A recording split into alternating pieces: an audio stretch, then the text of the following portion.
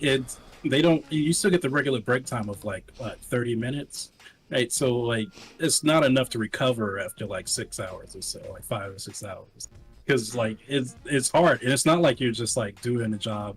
Like some stations you might be standing there, but you're lifting heavy equipment constantly, and you have to Yeah. get through a certain amount. If they catch you slacking, right, they'll say something about it, right? They'll purposely send like uh, the janitors to the bathrooms at certain points because the janitors close off the bathrooms, so you can't go in there while they're doing the cleaning, right? Like at certain points of the day, like like it's a strategic thing. Like like and like they're purposely sit in that bathroom for a certain amount of time, right, while they're cleaning. Just like so, like people just can't go in there, and like I would go into the bathroom and sit on the toilet just to rest my feet sometimes. Oh, I Right. do that now at my current job. Like I work overnights. Like it's literally what you just described. Like every moment is like moving.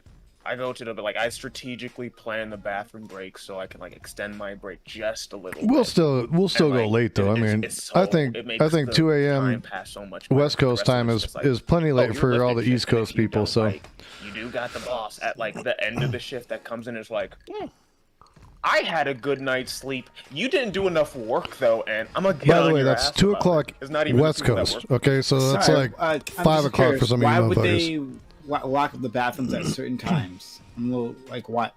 So like Just for, like, so crunch time. so say you've been working like it's not close to the end of the shift, but like you like a few hours, 4 hours before the end of the shift. That starts being the time when people start to get wore down, right? So they start looking Flashbacks for to busy dinner opportunities to rushes rest their feet, where to sit down a I little get bit. 5 minutes to slam Bathroom down is the some perfect food and a place to cig do during my So 8-hour what they shift. do No such thing as a is, lunch like, break. they send Yep, the janitor I in was there, there. I know right? exactly what And you're the talking about. I janitor, worked in that like, industry. They go clean. Worked in the It restaurant doesn't industry. They don't have to clean It as sucks. often as they do a lot of times. My But, like, my they send the fiance, janitor in she there, was they go she clean worked for for what a takes, Safeway, like, and she a worked ton in the of middle of the time, pandemic, and they right? Just fucked to her like over close off so that block. bad. And then like especially so say if if one of the managers isn't there to watch everybody, they go do that. Like it's weird, and it's something I didn't notice at the beginning, right? Working there, you don't think about something like that. But then I started seeing coworkers talk about like, the bathroom's still closed off. I got to use the bathroom. Like, why's the janitor still in there? Like, and it happens every single day around like, not even at the same time. It's supposed to be you to have a certain time. At least at other jobs I've had, and it does not take that long for them to clean the bathroom at all. Like, they don't like cleaning it anyways. They don't like spending much time in there. But they also like, and I don't think they purposely sit in there. I think We're spending a lot of time talking about when to closed do it, bathrooms, how long but to I do get it, it. I like- mean, I understand the validity of it, but and like they'll sit and like they'll have a light over top of the bathrooms to let you know when they go in. That's the warehouse I was working in, so I don't know if like different factories, facilities have different like ways of doing it, if they have more bathrooms or not. The factory I was nice at working on, least? the janitors are yeah, like No, the bathrooms. oh, they're fine. Like they were regular like bathrooms. They weren't like Well, that's what I'm saying. They Well, weren't as long as they super- weren't like gross, like if they were gross, uncomfortable, shitty bathrooms, then that would be even way worse. But There if they would were be like really the nice, one ritzy bathrooms outhouse. that have TVs built in, you're like, all right, I could. hey, I don't Yeah, know, we'll man. have to I don't use know them. if they got a janitor like blocking off the bathroom while I gotta take a shit. I'm gonna be a really angry motherfucker. That's all I'm saying. I'm gonna be pissed about that shit. Because I ain't about to shit my pants. I'll fucking leave the building and go on down to Circle K or some shit. As horrible One that of that these- is. Want to know? One of these customers is about to get some extra in their package. It's They're gonna gonna happen. get like one of Know what those I mean? Amazon gifts they used to give out back in the day, where they'd give you like a little something. You don't get that little something. You ain't gonna want it though. Okay, so thank you for that. And that's really enlightening about like what Amazon gets up to and how they put the squeeze on their workers. So thank you Yo, for that. fuck Amazon. Like, No, Nah, yeah. don't say that shit, bro. Like, I'm saying, no, I love the last say season it. of The Expanse, and I don't use that No, to kick listen, anything. I don't know. I- Just keep bringing me I the love her Bezos not. bucks. I love the Expanse, right? I love the Expanse. I just got started. Don't you spoil shit, Wiggle. I love the Expanse. I love that 2-day shipping. I can't live without it now. But Jesus Christ, y'all's running like this is like some fucking like industrial revolution shit. Like, what, you gonna tell me they got kids climbing in if they got like problems with the machines now? Like, that's the next step I'm expecting at this point. Every time some new shit comes out where it's like, oh, Amazon's like making new progress. It just means getting shitty for the workers, and I'm like, why? We already did this, right? Like we went through this before.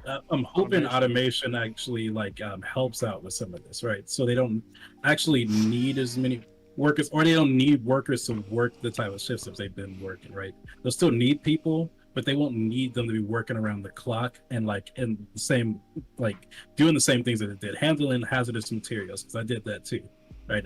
You have like all that stuff like could be left to machines, like, and you can have people operating machines and directing them, and you can just let people process normally like they would. They wouldn't have to work as many hours and things like that, and you can still pay them good. It's very doubtful. That's the thing, though. Like that's the hope for machines is, with automation, is that it means that people will work less. But one, it probably mean less people are working, and that the people who are working longer, right? Because why would a company that's clearly working to squeeze every bit of value out of you, now all of a sudden, because they have robots doing things, to change their mind on that, right? There's no reason to. It's gonna be worse unless we change labor laws, unless we change the relationship between the worker and the boss. Like, it's going to get worse. It's going to get worse. So it's gonna be even worse than that. It's like they're gonna hire a lot of people, and none of you guys are gonna get benefits and have the full-time work. And then you're all gonna only get that's a whole other conversation. But I mean, I don't really think my benefits should be tied to my employer, anyways. Well, at least not my health benefits. I think most of it is just bad hiring and lack of internal communication, as well. Because a lot of the time, exploitation in there. Listen. Yeah, the exploitation is that just, like y'all don't pay me enough to care. Like yeah, but also I stock bosses shelves, don't. Bro. Like I don't need bosses to care don't about what the encourage other you to person care. does. They don't help you care. Fine. Most companies don't help you care. But care about what exactly? In terms of, I mean, why should I we're care? talking about Amazon. Oh, sorry. Unless you're talking about just work in general. I guess work in general can be anything necessarily. Because even when I first started my job, to care is to pay them more. That's right. Yes, little, that is like definitely something. Or not bit, working like to the $1. or some type of. Because even for me, when I first started working, the very first job I had was a small company. It was really, really nice. You know, every few months I would go to the boss and be like, "Hey, here's what I did over the past few months. Is there a project that I can do in order to get to the next step that I want to go in my career? Here's what I want to go in my career. What are the steps? How can you help me get there?" And they lay out the steps. Okay, you want to be here. You want to be a manager. You want to do this. You want to do this. Here are the steps to get there, because that's where my boss was in. So he's like, these are the exact steps I took. Let's get you there. Here's what I need to give you a raise. Here's what I need to get you there. Lays out the process. Check in every few months on those exact things. And I have had 2 bosses that actually will go through that process and help you with your career. Like, legitimately sit you down and be like, okay. And that's how they get you to care about your job. Because even if it's a job that you don't want for the rest of your life, because you tell them, yeah, I don't want to do this for the rest of my life. This is what I want to do. I want to start my own business, or I want to do some managerial stuff in this area. Or like if you're going through school, like everyone knows that it's not going to be your final job 99% of the time. Bro, I was gonna say, like, the thing is, I think about it like that. Oh, sorry, we got a few people. Let's do Wiggle. You have something to say? Yeah, I was gonna say, bro, like, ain't nobody trying to care about packing boxes. Like all I need you to do is tell me what I have to do, so I can be as efficient as possible and pay me to do that. And like the idea of someone coaching me through the process and training me, they shouldn't even be paid to do that, because that sounds stupid. Nobody in your society should be like enthusiastic about doing that job. At the most, it should be like a duty. It's like, this is something that needs to be done. Oh yeah. Somebody needs to do it. Like, totally agree, but that wasn't the point. More the point was, they will get you excited about working because they're helping you achieve your goal going forward. So either you're like, hey, I need to go to school, I need help Okay. Yeah, I know. That's Hold what on. I'm saying. So we have a split here. You're We're talking about talking white to collar your work and boss. blue collar work, though, right? You're Yeah. talking about white collar work, Stone, because you worked at Intel and Microsoft, right? But I started at Cinnabon and then went to Lee's Sandwiches and then went to Lowe's. Like I worked a lot of manual labor jobs and stuff, fast food. I did all that stuff. were And they that's the ones that's who? where my very first job was Cinnabon. No, I get that's that, but what it like, was. did they motivate Yeah, you? that Did was they- that was the boss. It was the CEO. Okay, what did they do for you then? So I sat down with him every 3 months and I was like, hey, here's what I want to do. I want to be in computers. I didn't know exactly what I wanted to do. I was still in high school at the time.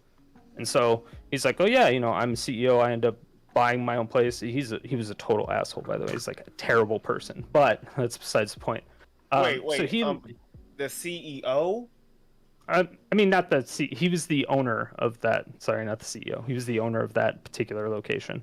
Okay, like okay. He called himself CEO. Again, he was an asshole. He didn't- Yeah. I wanted to That was make sure. before 'cause I I'm knew like, anything. wait, I just- you running into the CEO? Yeah, it That's goes. No, he was not the CEO. It just brought me back to the time when Some I talked to Annie him. He shit. called himself. Yeah, he was yeah.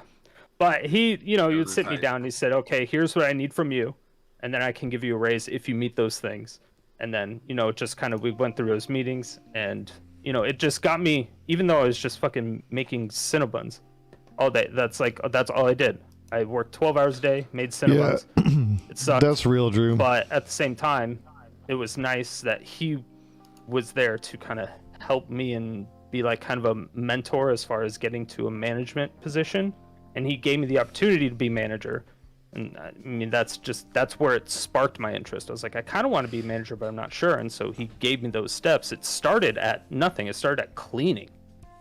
And then I got up to manager. like- And, but it started with the conversation. It started with being a good boss. If you don't have good bosses to realize what you want to do with your life, you're never going to be passionate about any job you have. Okay, wait. I- Hold on, wait. I just gotta say, when I took the job I got right now, I'm not looking for my boss to help me decide what I want to do with my life. My boss is there for one reason and one reason only: to sign my paycheck and make sure I have money for doing the work I'm supposed to do. Right? So when I'm thinking about these type of jobs and like what a good boss is supposed to do, in my world, like when I go to work for someone, you give me the task that I'm supposed to do.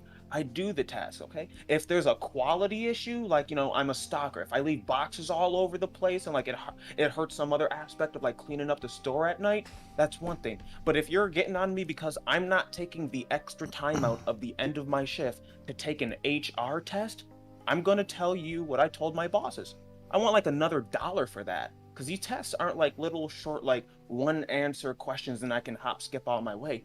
These are fucking, dozen logic quizzes that like want to test my fucking ideology and shit, making sure I'm happy. No, I want to be I want to be reimbursed for that. I don't want to have to be like, oh no, take the time out of your shift, take this 20-minute test, and then complete the same level of work you would if you had that 20 extra minutes. Nah, fuck that. You are there to give me money.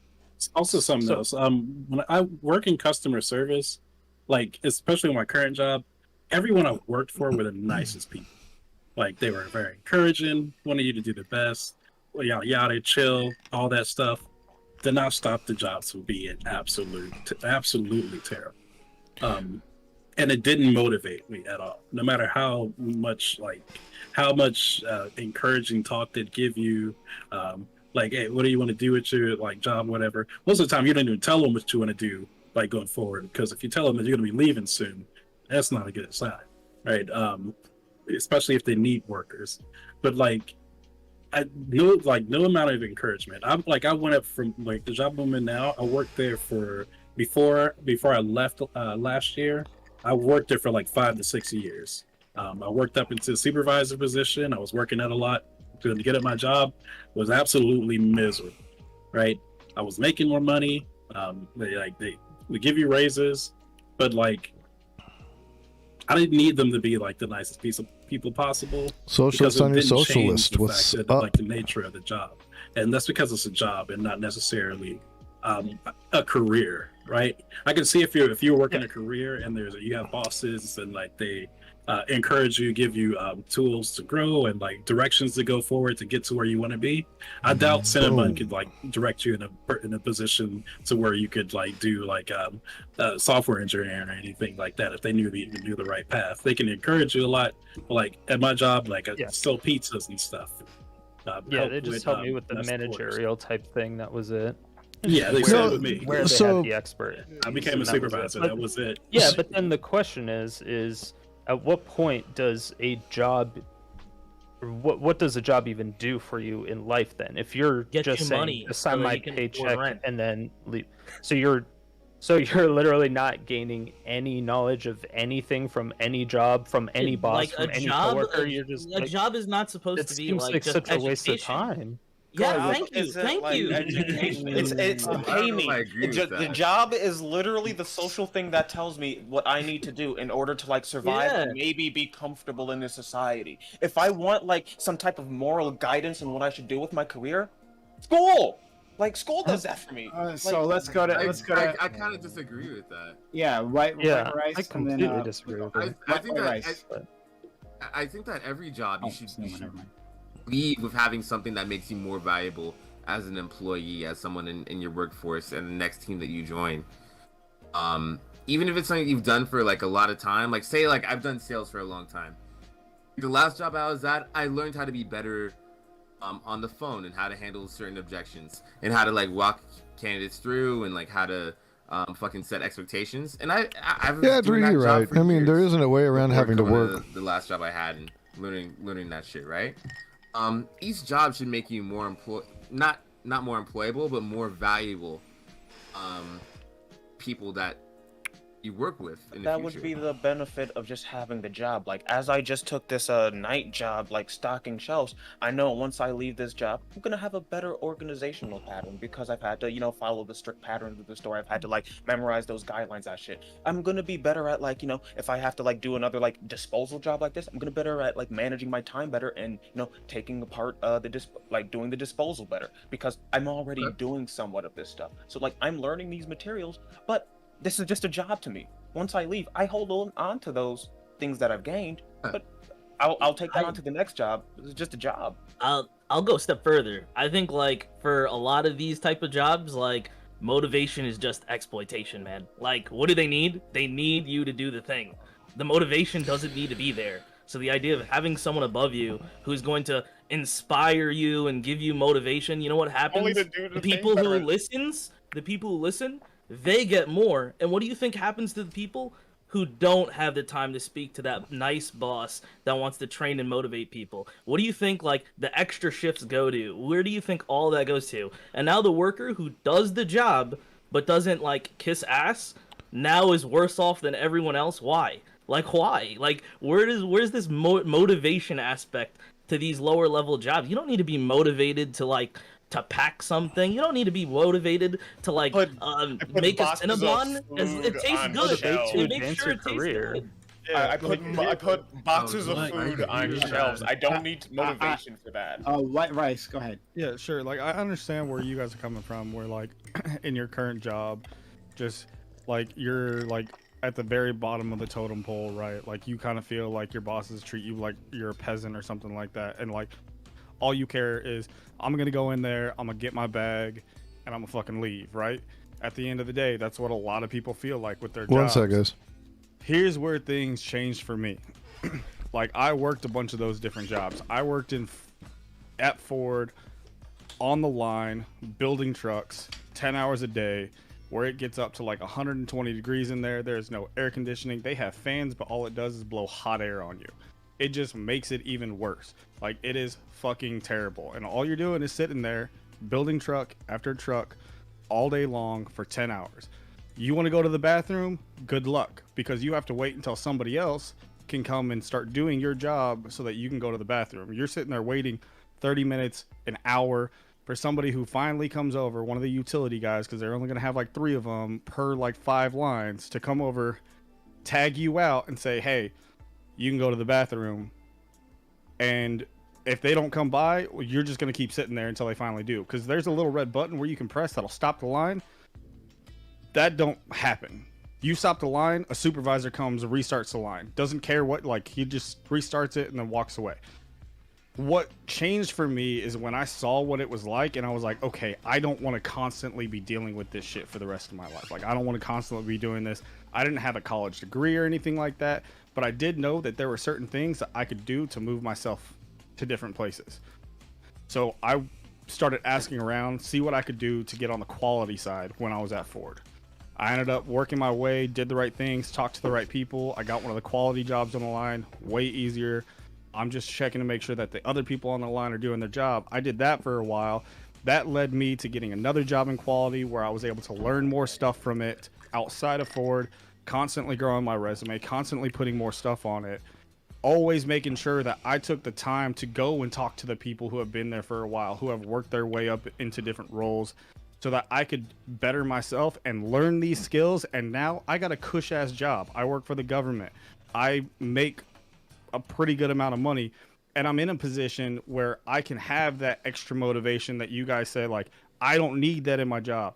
Well, at this point in my job, like, it's good for me to have that motivation, because that extra motivation, when you get to a point like this, like, that's what's putting you above everybody else. That's what's allowing you to continue to move forward instead of just being stuck in your dead-end job. But was like, this because you went into it as a career, or because you went into it as a job? Did you go? There's a difference between a career and a job. The other things, it was just jobs. Like, even when I worked at Ford, I was a temp at Ford. I knew that I couldn't make that a career. Sure, there were guys there that had made it a career, but I knew I wasn't making that a career. I knew that after a year or two, I was going to get fired. So guess what? I'm going to get as much as I fucking can out of this job in this year or two. And that means not only am I going to get my bread, but I'm also going to try to get as many fucking skills out of this place as I possibly can. And I don't care if that skill is learning how to fucking put weather stripping on the side of a truck. If that's what I get, that's what I get. I just happen to also get some other shit out of it. I'm not denying that, like, you can work at these jobs and get skills, but all I'm saying is that when I get these skills, I'm not going to be gung-ho enthusiastic about it. I'm not going to, like, take every bit of extra work my boss puts on me because it might be. I'm not saying that either. When I'm not being. Yeah, I don't know if anyone's saying that. Listen, Okay, I worked in people management for a long time. Hold on. I worked in people. That, then, like, the only point that and I think Wiggle is trying to make, that, like, at these low jobs, you don't need that high level of enthusiasm. Like, to get these skills. Hang on though. I agree with you, and for a good reason. I worked in people management for a long time in a lot of different companies. A lot of it was call center work. Some of it was retail, gas stations, you know. And I've been on different sides of this. And the one thing that I know from people managers is that there's always this adage of, like, people don't quit their jobs, they quit their manager. And I'm going to call bullshit on that for one reason. A lot of people managers are middle management motherfuckers that aren't doing much better than you are. A lot of times they just got themselves up to a position, like in call centers. You want to be a manager because you want to get the fuck off the phones. The whole reason that you go to work for a call center is to find a way to have a cush job and get the fuck off the phone. Like, that's it. But then when you get there, like, you're thinking, okay, I can help make a change for my employees, for these people that I worked around and came up with. I can do something for these people. I can empower them. I can make sure that they get the wages they want or get into those roles they want. And then you get up there and you realize you have no fucking control at all. None. You can't dictate raises. You can't dictate, like, increase in fucking budgets. You can't do shit. All you can do is sit there and play propagandist for the company with these people who are fucking depending on you to do something more for them.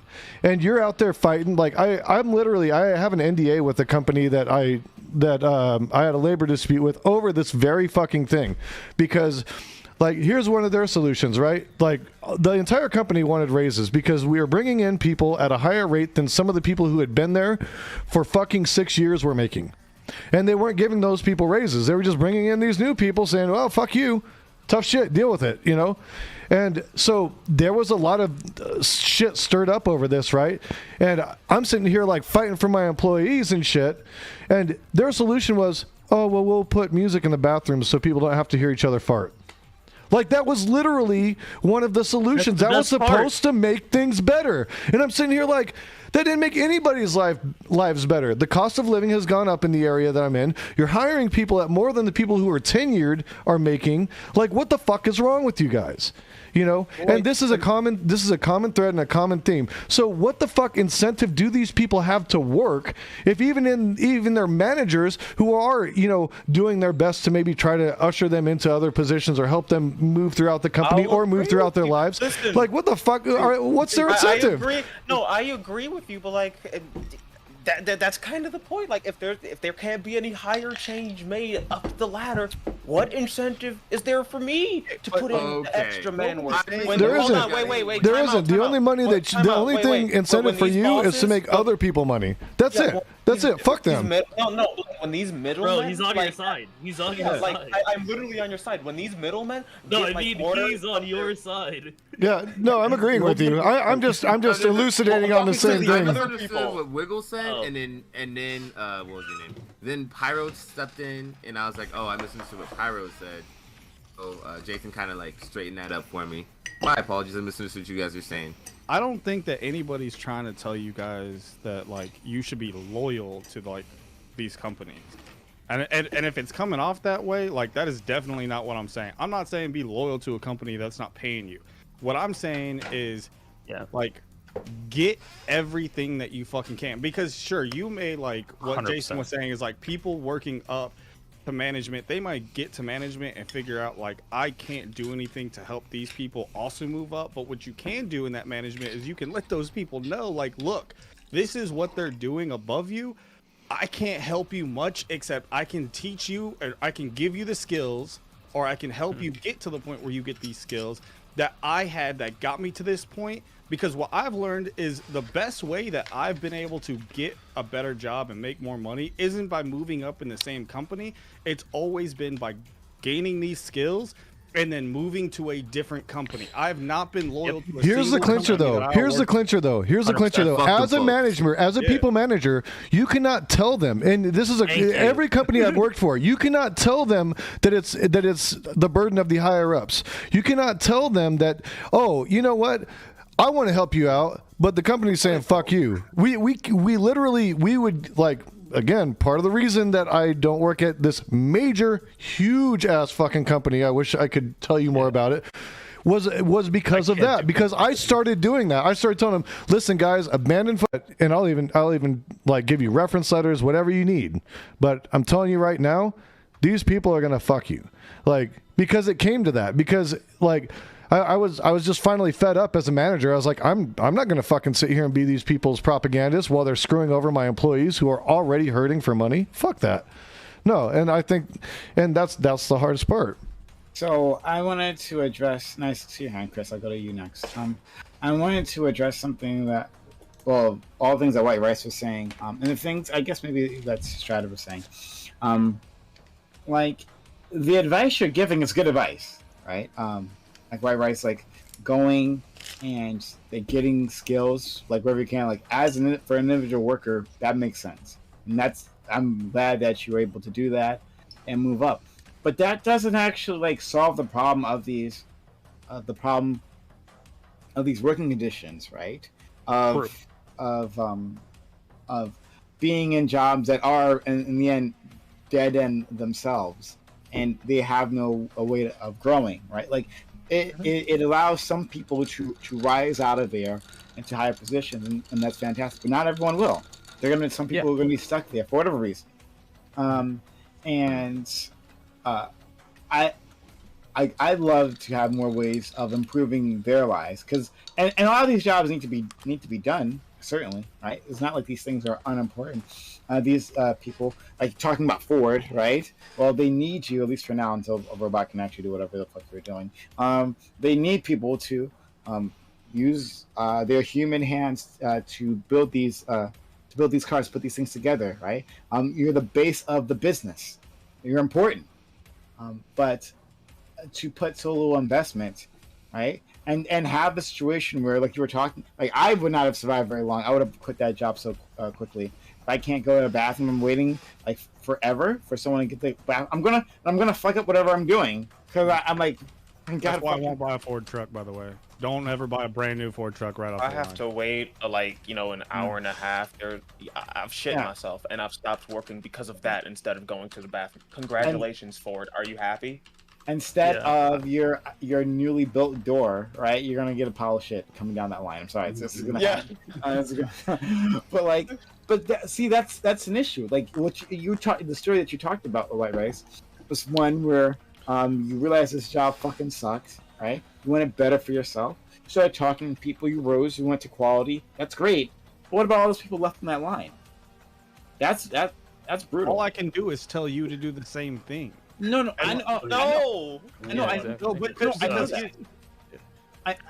that, but what I'm talking. Well, that's fine, and like again, I'm not like pushing back against you. That's great, right? Like what you did personally was good. I'm saying that like I'm agreeing with Wiggle at the same time. I'm agreeing with Pyro, talking about like for these low wage jobs, talking about like motivation and all that. No, I just need like what is the job? Let me get this job because I know I'm not going to go anywhere with it. This job is explain what that looks like. Hold on. Okay, sure. That this job is in itself a dead end. That this job won't take me places, right? Like you're saying, or some people are saying, like whatever job you get, you should help you on to the next job. Well, a lot of jobs, it's not really the case, right? Like when you are a waitress, unless you are moving up to be like a manager, maybe. But like if you're a waitress and you go to another job, right? Like they don't really care that much. Like, oh, I've worked 20 years being a waitress here. Well, I mean that's slightly better than like the high schooler that I'm going to hire, right? Who can pick up most of the skills of this job in a short amount of time. Yeah, I guess, right? Maybe I'll pay you slightly more, but like for most, you don't get anything. And so I'm more concerned. For me personally, I'm just more concerned with those who are left behind, our blue collar brothers and sisters left behind. So. No, that's like I understand, but we also got to think like part of the reason why I think the working conditions in Amazon or at Ford and stuff like that are the way they are is us as consumers. Like you guys were talking about how like I don't want shipping to go back to 5-7 days. Well, why do you think Amazon's able to get the 2-day shipping? Because they're fucking breaking the backs of the people in the warehouse to get shit out of the warehouse as quickly as they possibly can. Like, we have to realize the consequences of our decisions as consumers are also fucking us in the back end, but we're also not willing to make those decisions and like take the sacrifices as the consumers to help change the culture on the back end. You can't put that on the backs of consumers. I'm sorry, I'm not buying that shit. I'm not buying that shit. Exactly you're telling me it's our fault for like watching The Expanse and getting like a book off of Amazon in 2 days, and that's our fault. And because we do that, that's the reason Amazon like locks bathroom doors and shit, and they build their facilities so far away from like society that like they're like basically trapping these low income people into like making these trips and taking full time. No, I'm saying why fault. do you think Amazon's able to get shit out of the warehouses as quickly as they can? Why do you think they're able to offer that 2-day shipping? Yeah, my God, like they don't have to go that far. They have a constant stream of workers, right? Yeah. Where like they don't have a shortage of people wanting to come in because there's a lot of people who need to work, but you don't need to work them the way you're working them. And like they have replacements, right? If you need to go to the bath, if you need to take a day off, it's not like they don't have people, right? Amazon's not hurting for workers. Out of all the companies right now, I don't think they're at all hurting for workers, right? Like. And you know what? With their profit margin, if they are hurting for workers, then guess what? Make the workers' lives a little bit better. Do the right things that you should do for your employees, and then you'll attract more talent. And then you get a broader swath of workers who can appease the need or the want that White Rice is talking about. But they already are making like hand over fist. Like, come on, man. We're talking about Amazon. Like Amazon can't like change legislation over entire areas to fit what they want, and what they want is apparently to do this really horrid shit. Like my issue is like this whole like individual responsibility bullshit. Like putting it on all the other people, saying like, oh yeah, the companies, it's not their fault that they're getting all this profit is why they do it. It's your fault, consumer. It's your fault that you want all these things that you're getting offered. first of all, sometimes it's not even a choice. Sometimes it's so much of an improvement that they got rid of the option for like 7-day shipping or something. I was Beyond good that, with catalog. Look at us, we're all on Amazon right now. I was good with What is catalog this? shipping, but Amazon came along and it was so fucking convenient that like, bro. Wiggle. Yeah, like what is this about? Like, all right, so then you want me to like, all right, all the money that you work and get, all right, like now you just don't spend it or all this kind of stuff, and that they've been preaching that bullshit for like 70 years, man. Like, and where's that gotten us? Now, where you're looking at the computer I have right next to me, and we're all on Discord, and we're all on Twitch streaming, like that doesn't work. Telling individual consumers, oh, you have to watch what you spend, and you have to like, you know, that's just what you said. No, You no, said no, it's that's our not what I'm fault. saying. It's our fault. You're obviously We're the not understanding what I'm saying. You're saying it's our you're fault. obviously not I'll give you the understanding benefit. I'll give you the benefit. Like, so Re-explain. what I'm saying is that we as consumers are constantly wanting better and better things. That's why Amazon was able to come in with that 2-day shipping. They came in because they saw there was a hole in the market where people were having to wait 5-7 days, and they're like, oh, well, if we can offer them quicker shipping times, everybody's immediately going to come and start buying shit from us. And what did we do? Everybody went to Amazon and started buying our shit from them. Exactly, Lucifer. You're hitting the nail on the fucking head. Like, Amazon, for the longest time as a company, was only just selling books and shit, and they didn't have this like giant growth.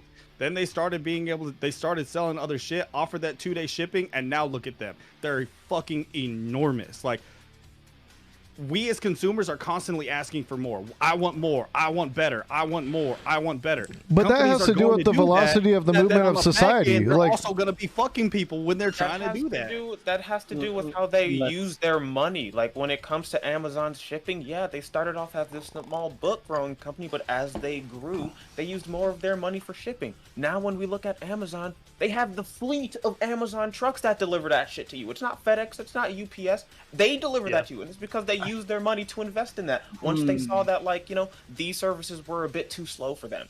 So I actually want to push back on a lot of the stuff, but let's go to Chris first, and then Kobe.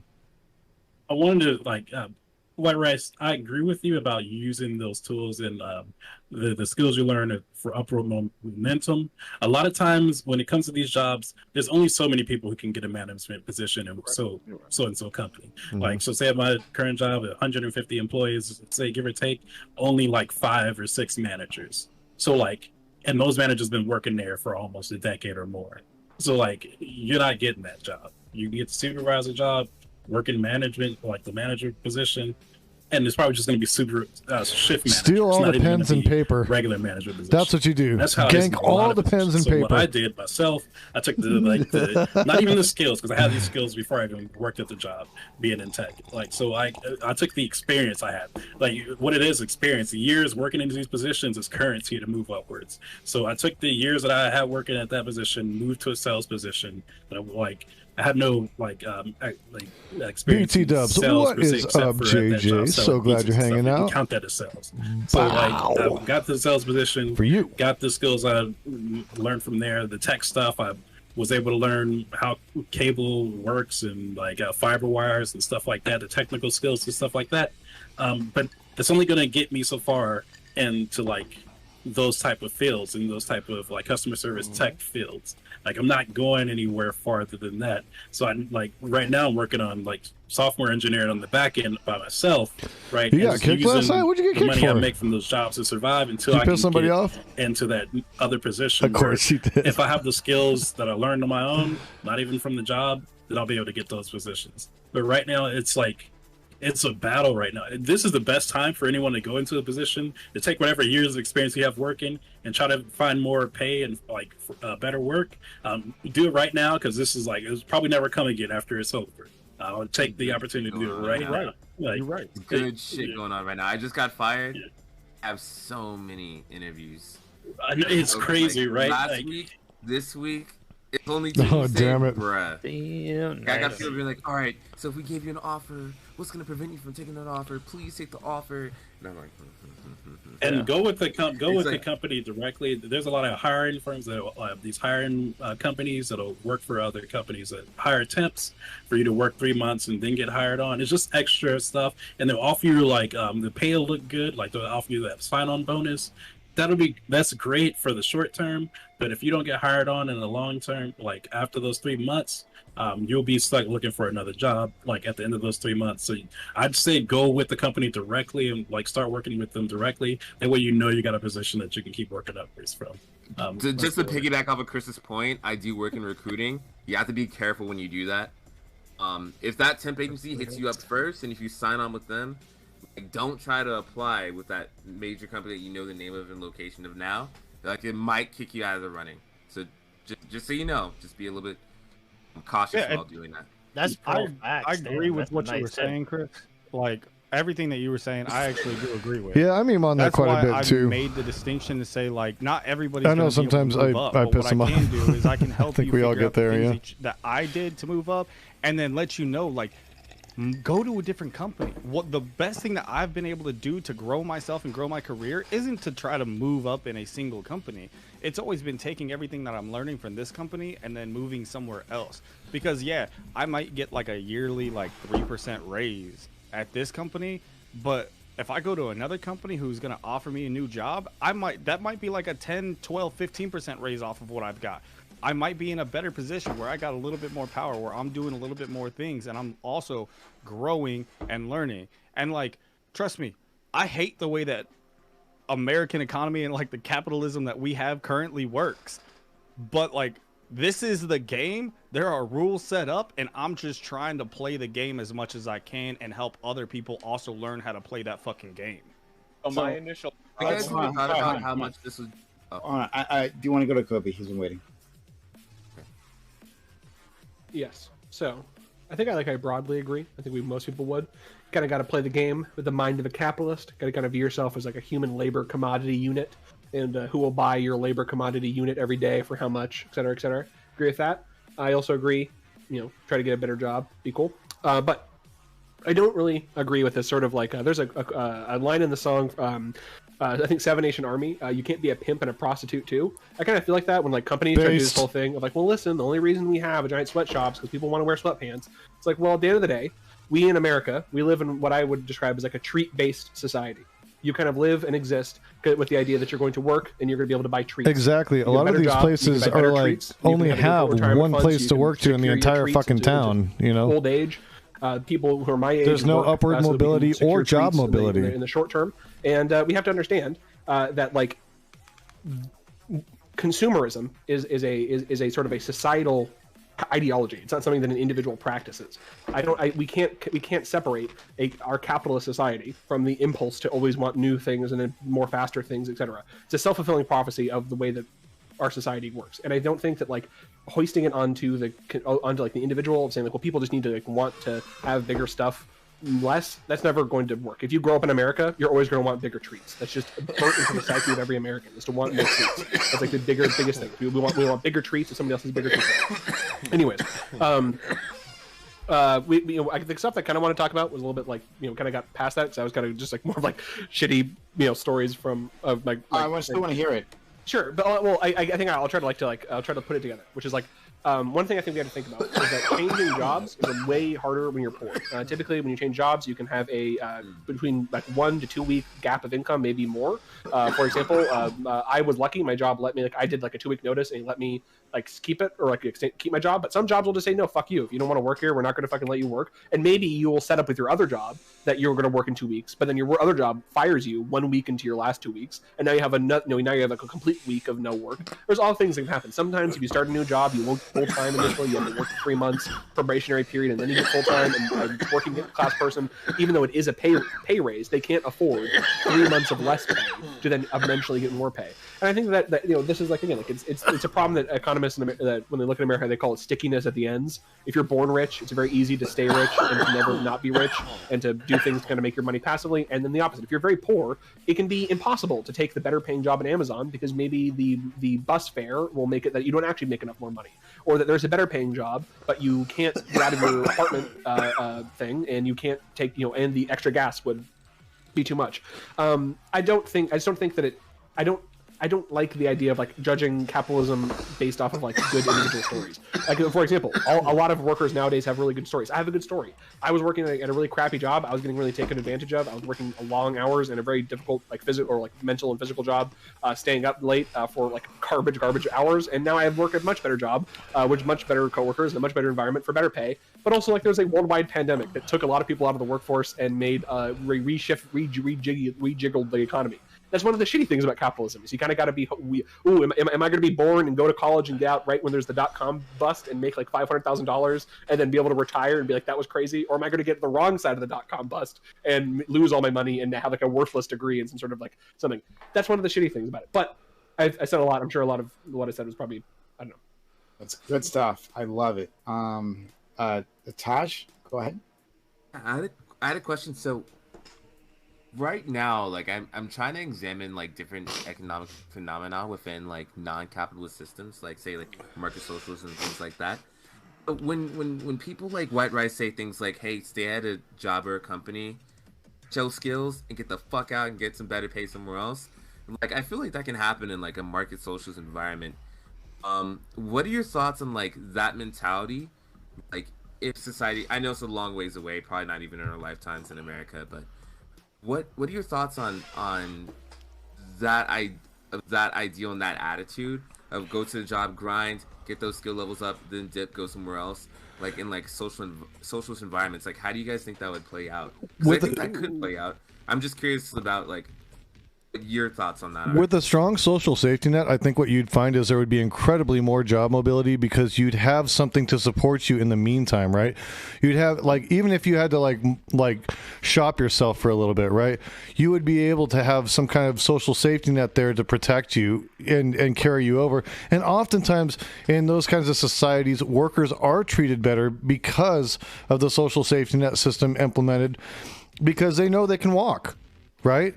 And if you know you can walk, then the company's going to do more to take care of you because they're like, shit, now everything's flipped. It's not a job market. It's a labor market, right?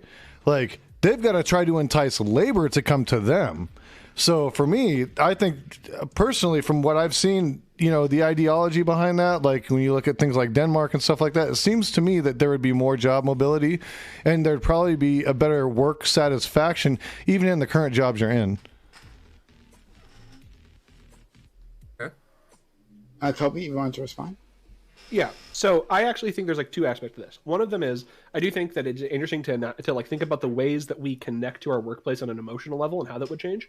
I've always had this really weird thing of like never wanting my boss to know that I don't care about the job, even though it's fucking obvious, right? I was like in high school where I trying to go to high school.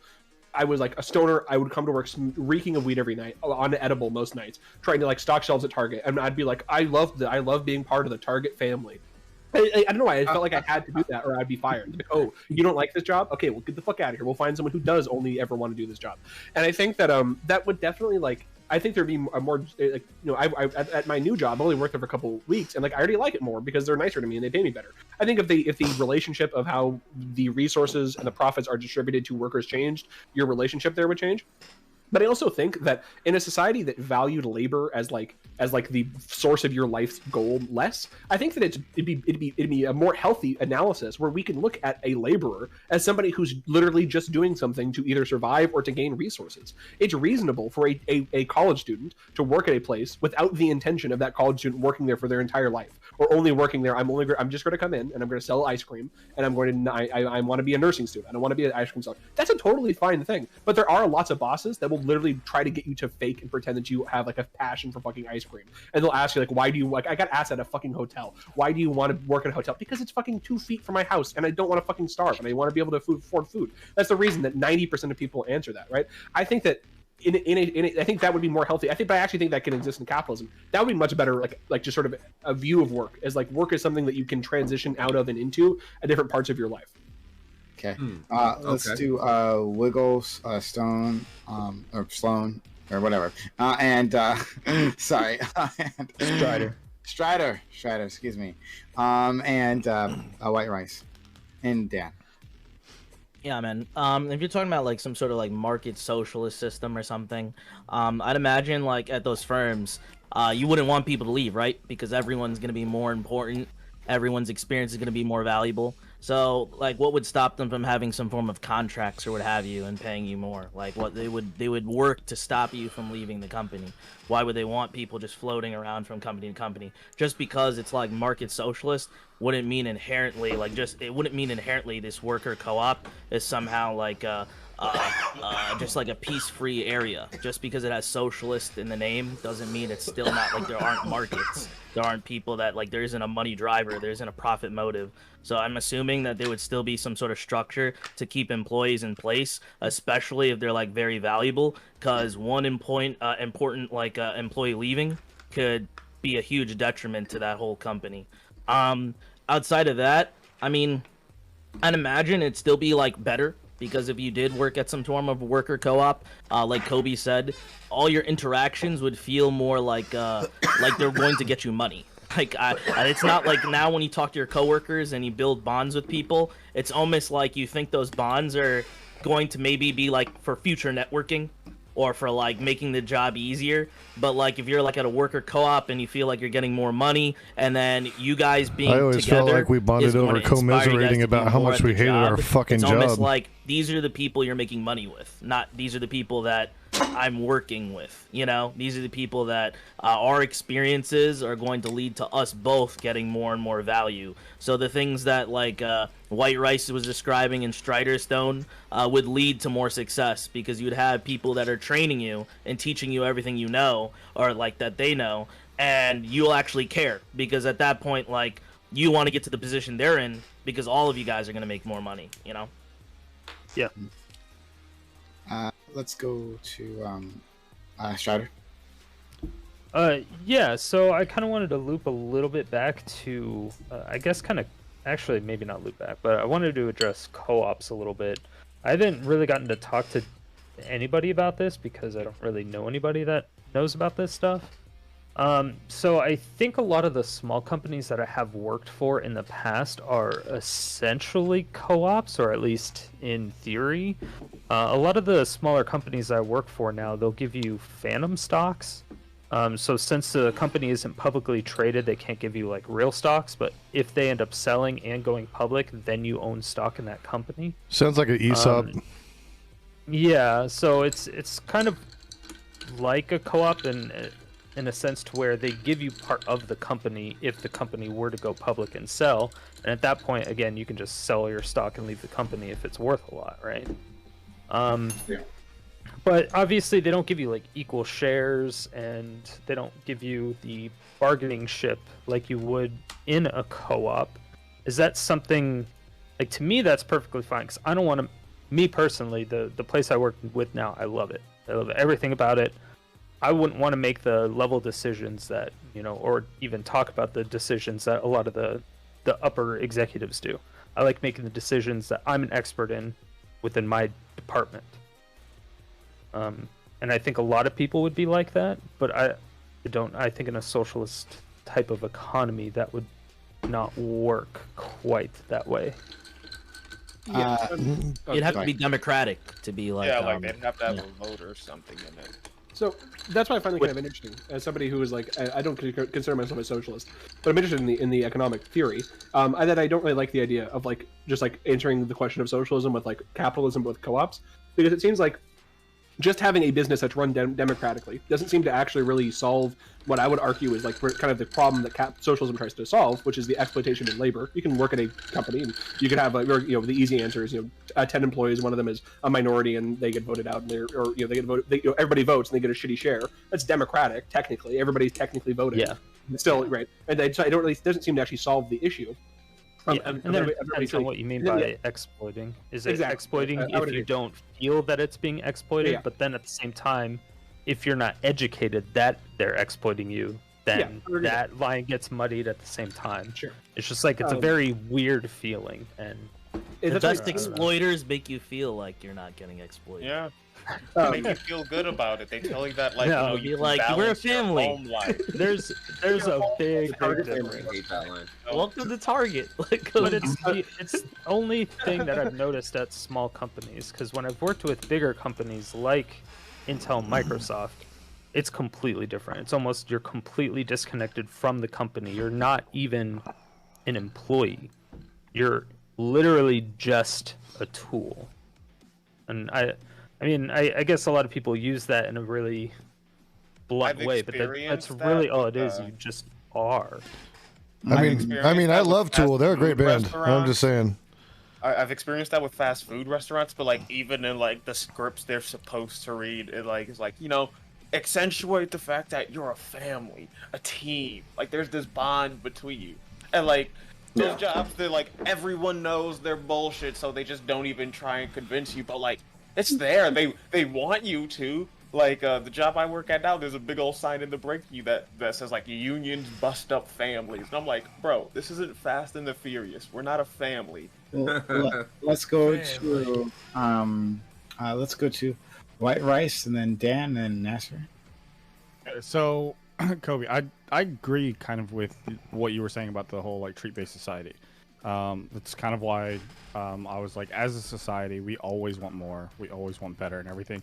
And I'm not trying to put the onus on like the consumer is the like we need to change what we are like as consumers in order to be able to change what things are on the back end. It's more of me bringing that up is more to show that like what we are like as a society kind of helps reinforce and drives some companies to do the things that they do. Now, they also have the ability to do that because of the structure that we have around with the capitalism that we have and with the governmental like laws and loopholes that are there. And that's why I think that we can't really change the way that things are for the bottom worker from inside of these companies, because the company at the end of the day is always going to be like, well, I want money and this is working for money, so we need to be looking at it from outside, changing the way that we are like with our laws and everything, right? As far as like the whole market socialism thing, I'm a little bit more like right leaning than that, because like I'm a fair market capitalist, which is kind of in the same realm as market socialism. It's just a tiny bit different. It's like we're going to stick in capitalism, but we're going to use socialist things to shape the way that laws are done in order to be able to make companies make better decisions for their workers, right?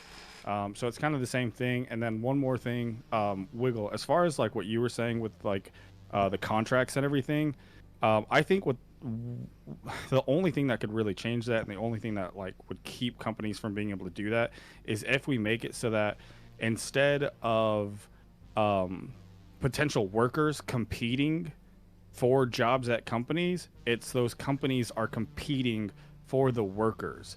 Because if they're competing for us, and a company comes up to me and says, we'll offer you this job and we'll pay you this much, but we're also going to make you sign a contract to work here for 5 years. I'm so glad that everybody was able to parrot the same thing I said. The pay might be a little bit different. I feel super validated right now. This company is Thank you guys. Thank you for saying everything I just said. The other company's like, okay, well, we're not going to pay you as much as them, but like you don't have to fucking sign a contract to come to work for us. I'm going to choose the one that doesn't make me sign the contract, right? And so, like, once you get all this competing over the worker, you're going to see where things start getting a lot better for us as workers versus them as companies, if something were like this were to happen. That would make sense if there wasn't pressure on, like, individuals to get money so that they could live. So there's always going to be a group of individuals that are going to be signing these said contracts, putting themselves on that pressure. Because that's why we'd have these systems today. Like that's like saying, I don't right doubt. And like I think employers would actually might benefit from that. Like you will be guaranteed employment for a certain amount of time as long as you do this work for us. Like versus if you're not contracted, and like, you know, if this is one of those socialist co-ops, you know, you get voted out. I always thought, yeah, sorry. Oh, sorry, because I just wanted to hop off. I actually 100% agree that the idea that like companies won't change from within themselves. I think a lot of my critique of worker co-ops is actually like a larger critique I have of some people who are like on the left are like, what we're going to do is we're just going to make everybody a union, and then socialism is just going to happen overnight. It's like, I don't really know that. I don't think so. I think it's going to be a lot like the Rick and Morty episode where it's like an engine within an engine kind of thing. But the last thing I want to say is like, I think a lot of the problem that we're having with like, and not just us, like political or like economic discourse, is we're evolving as a society out of like talking about capitalism and communism and socialism as these two like defaults, and we're having new systems. And like these, whether you want to call it conscious capitalism, stakeholder capitalism is like the big one that Destiny was talking about the other night. That seems to be like just something that's new. It kind of reminds me of like, imagine people in like the early 20th century who were like, listen, it's going to be monarchies forever. We're not going to have to worry about communism, socialism, republics. That's a joke. It's either republics or monarchies. Those are the only two kinds of government. And now we see that as ridiculous, but at the time it would make a lot more sense because those ideas were evolving. So that's where I think that I would like to go with that. Anyways, sorry for interrupting people. Have a good night, everybody. Kobe. Oh, yeah, what's up? Oh no. What do you identify as? I would probably identify as like a social democrat would be the easiest. I think that we need to have a market, and the market should be viewed as like there's a historian called Eric Robsbaum that makes like a very interesting metaphor about this. He basically makes a metaphor to like a hypothetical society where like a society like at the beginning, in early human society, we worship the gods and we would hope that the natural world would provide for us. If we needed water, we'd pray for rain and hope that there'd be rain. And many times there'd be torrential rain, and we would not be able to have enough things to like stop it from killing people. But the people who did survive the torrential rain had enough water to go forward, right? But as we developed, we learned that like we could make society and we can engineer the material world into the way that we wanted it to provide water, provide food, et cetera, et cetera, et cetera. That's what the Eric Robsbaum argues the capitalist world is seeing. That early capitalism is this sort of titanic force that it happens. We unleash the British Empire onto India and allow it to develop because that's what needs to happen. We allow these massive conglomerates to form because that's just what has to happen. And sure, there are winners and sure there are losers, but to quote like Jimmy Carter, it's voodoo economics. People lose, some people win it, but at the end of the day, a rising tide lifts all boats. But nowadays, we understand that it's much better to wait for a rainfall and to understand we can use the state. We can use, I think there's a book that I haven't read yet, but I think it's an interesting title called The Entrepreneurial State. We can use the state as to shape the material world until a shape Chips Live Denmark. Thanks for following. That the market has to play it into. That's what I would envision. A good government would be taking the market and creating a path that we want the torrential rain to go down so that people don't die, and it does the thing we want it to do. Okay. Well, we'll have to talk about this some other time, but like it feels. I mean, like it would be weird to tell the people of India, when they were suffering the massive famine started. Sorry, this just had to happen. Well, no. Hey, chattel slavery. Sorry about that. It had to happen. Where do you think these gifts come from, Gobi? Somebody has to cover. So Kobe is pretty based a lot of times, but I have a feeling he talks fast to cover up his bullshit because sometimes he does spew some bullshit. And I've called him out on it before. Would be something that was made out of ignorance. That if somebody was making that argument, that we had to. I'm glad he's sure of himself, though. A lot of times he has really good takes. I'm not saying that's all the time, but every once in a while I catch him. In the same way that he's able to throw some shit in there pretty quick. Out of ignorance. The argument's not in defense of the actions of capitalism. It's an explaining of the reactions of why humans made these decisions. But if you want to have a SOCDEM future, like where do you think like those benefits are coming from? The state.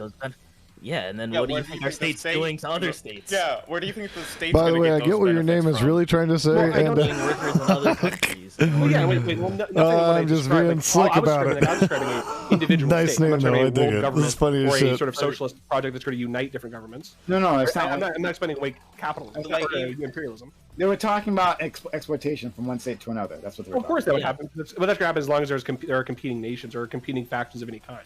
That's a nice way to explain away like exploitation. Horrible fucking exploitation. I think there's a pretty big difference between saying that I think that something is going to happen versus I think that something is good and I should happen. I think that as long as we have nation states, people are going to, and we have people don't everybody control all resources together. I don't think that we're going to not have combat over resources. But I don't think that's a good thing. Yeah, but that's we live in the pleasurable seat of the United States of America saying that. Yeah. Right? Like we're not saying that like Right. we're like not one of the decision makers, you know? Yeah, like we're in the saying that US. as we're saying that as the person. Well, unfortunately, this is just going to happen, and then we press the button to make it happen. Like that's a little bit. Wait, I think we're making the same argument. Are we not? That as long as there are competing resources, that like other countries would want to have would like to live and have the resources that America has, and we don't want them to have that, so we create systems that exploit them so that we can maintain our relationship compared to their relationship, right? But you said you see yourself as a sock them, and that what would that imply then? So I don't think that like the goal of a economy should be to make equal and non-exploitative like transactions. Damn, this shit's really potent, but it's like 98%. What I'm talking about is like what is an economy that should do best for like the country that I'm talking about. I don't know. I like the discussions of like sustainability. I think exists parallel, but not necessarily connected to economics, right? But we all in the United States we live with a certain amount of like luxury. Like even the poorest people here live better than the poorest people elsewhere, and there's a reason for that. So like to offset the losses that we get from having more socialist like framework put in the United States, that money has to come from elsewhere. So like we will just exploit other countries for like a sock them future. And that is just the understanding. If we want to have this nicer sock them future with a UBI, etc., his name is Socialist on your Socialist. I like that name too. From the U.S. And like, we could be okay with that, or we could not. It just sounds funny. I'm okay with that. The way it but I runs would together. like you to also say that. Oh yeah, of course I'm okay. It's a pretty grave, terrible thing. Well, hold on. But we have to acknowledge it. We can't explain it away. Wait, I don't think I've ever tried to explain this. This seems pretty intuitive, right? Like, of course, if for America to be able to have a relationship with Vietnam, we're going to have a trade. We're going to have a trade deal that's going to be advantageous to us. Right? That's what I'm smoking on right now. Yeah, I would agree. Of course, I think that America. I think as of right now, when it looks like China, America, China, America, Russia, maybe Turkey, a couple of the regional powers. I think America's doing comparing to what we can pick from. I think America can turn into a much better system there than the other 99 groups problems. that would take power. Okay. All right. We'll have to argue about this later. Yeah, I mean, this is not my specialty. So if anybody else wants anything, I'll like listen to them. Sorry, Kobe, what did you say? I noticed a couple people jumped on, so if anybody wants to say anything specifically about that stuff, I'll listen to that, but then I can go. Okay. Does anyone specifically have something to say to Kobe? If not, then I mean, I would say that Kobe and Wiggle's positions are perfectly consistent, right? Yeah? Like I do think that if Americans and people from the global north feel that it is morally justified for you to commit acts of great atrocity upon other nations and acts of great hostility in the name of capital, I do think that's indeed the position you can have. You could try to look for a better system or a better solution, or you could stay as is, and then me and people like me will stay suffering under the boot of nations like America, who are willing to, in the name of capital, apprehend a rightful president and put in its place a corrupt autocrat. And that's just like the political reality of capital. And I do think that it's interesting, and I think it's very correct that both Wiggle and Colby understand the weight of that ideology, yeah? Because at the end of the day, you can't have an economic system that runs in parallel to a political system. Capitalism itself is always going to be political, and that's the logical result. These commodities and this labor has to come from somewhere, and it will always come from the leader. Sure. What other economic world system? Yeah, for sure, Drew. Thanks for hanging out. Existed or could possibly exist. Good luck tomorrow. Don't rely on that system. Your midterms are and tomorrow, which right? systems that currently exist are more likely to not good have luck. the current I know they're coming up, but I don't think that Russia is likely to turn into a system that's not going to exploit the countries that they work with in the global south. I don't think that America or Turkey or any of these other places. I think I think it's much more likely that a political factions that are more willing to make amicable deals and to not do these horrible things to the American South or to the global South. It's much more likely that those people are going to get power in America than it is Russia or China or Turkey or Brazil or any of these other massive places that could be a hypothetical regional power. And that's the difference between you and I, is that I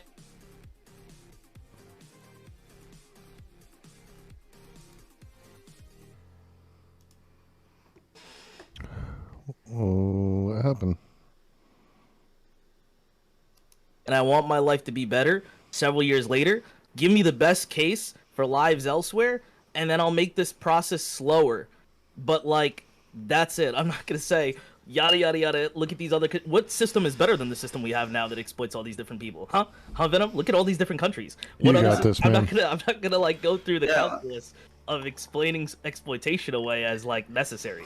And then you also have to understand that this is like a two-way transaction. A lot of times it's not always just America that's the problem. Your country is setting you up to fucking actually be probably under the boot and so stuff like that. Because it's setting up its society. It's setting up because it's a trade. It's economics. It's literal money. It's profitability. And I hate to say it, but it's kind of like, I know. They're at a trade disadvantage to a juggernaut, though. Come on, man. They're at a trade disadvantage to a juggernaut. I'm gonna shit on America too because America's pretty shit. But honestly, fuck America, bro. Yeah. But when you look at when you look at China and when it took up like recycling materials and it threw this recycling materials to China for like the most long period of time up until like 2018, 2017, and now we don't have any recycling. So now recycling has been destroyed because China refuses to take those plastics anymore. Actually, most because of Indonesia and Malaysia. It's just like but they're not having to rebuild those things, and now it's a new country taking the responsibility. But they're nowhere near as geared as China was to take in their responsibility. And just because they actually have that low end society, and they're willing to make those people suffer and take on that find out that the long term result of that is society. Bad. That's why I get high. There's Jason's society. Is not a good thing necessarily. So technically, recycling is in a shitty state because it's not profitable. Because everything becomes this really horrible profit motive for some reason. Because I guess countries need to survive, right?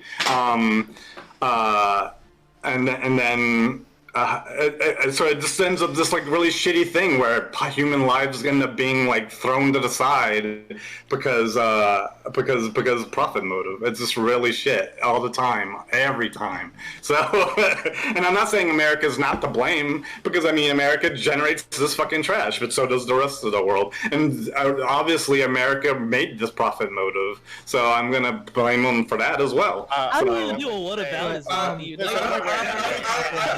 I want to address the first part, please.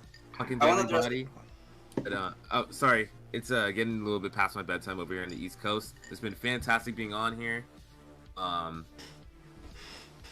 Thanks for having me.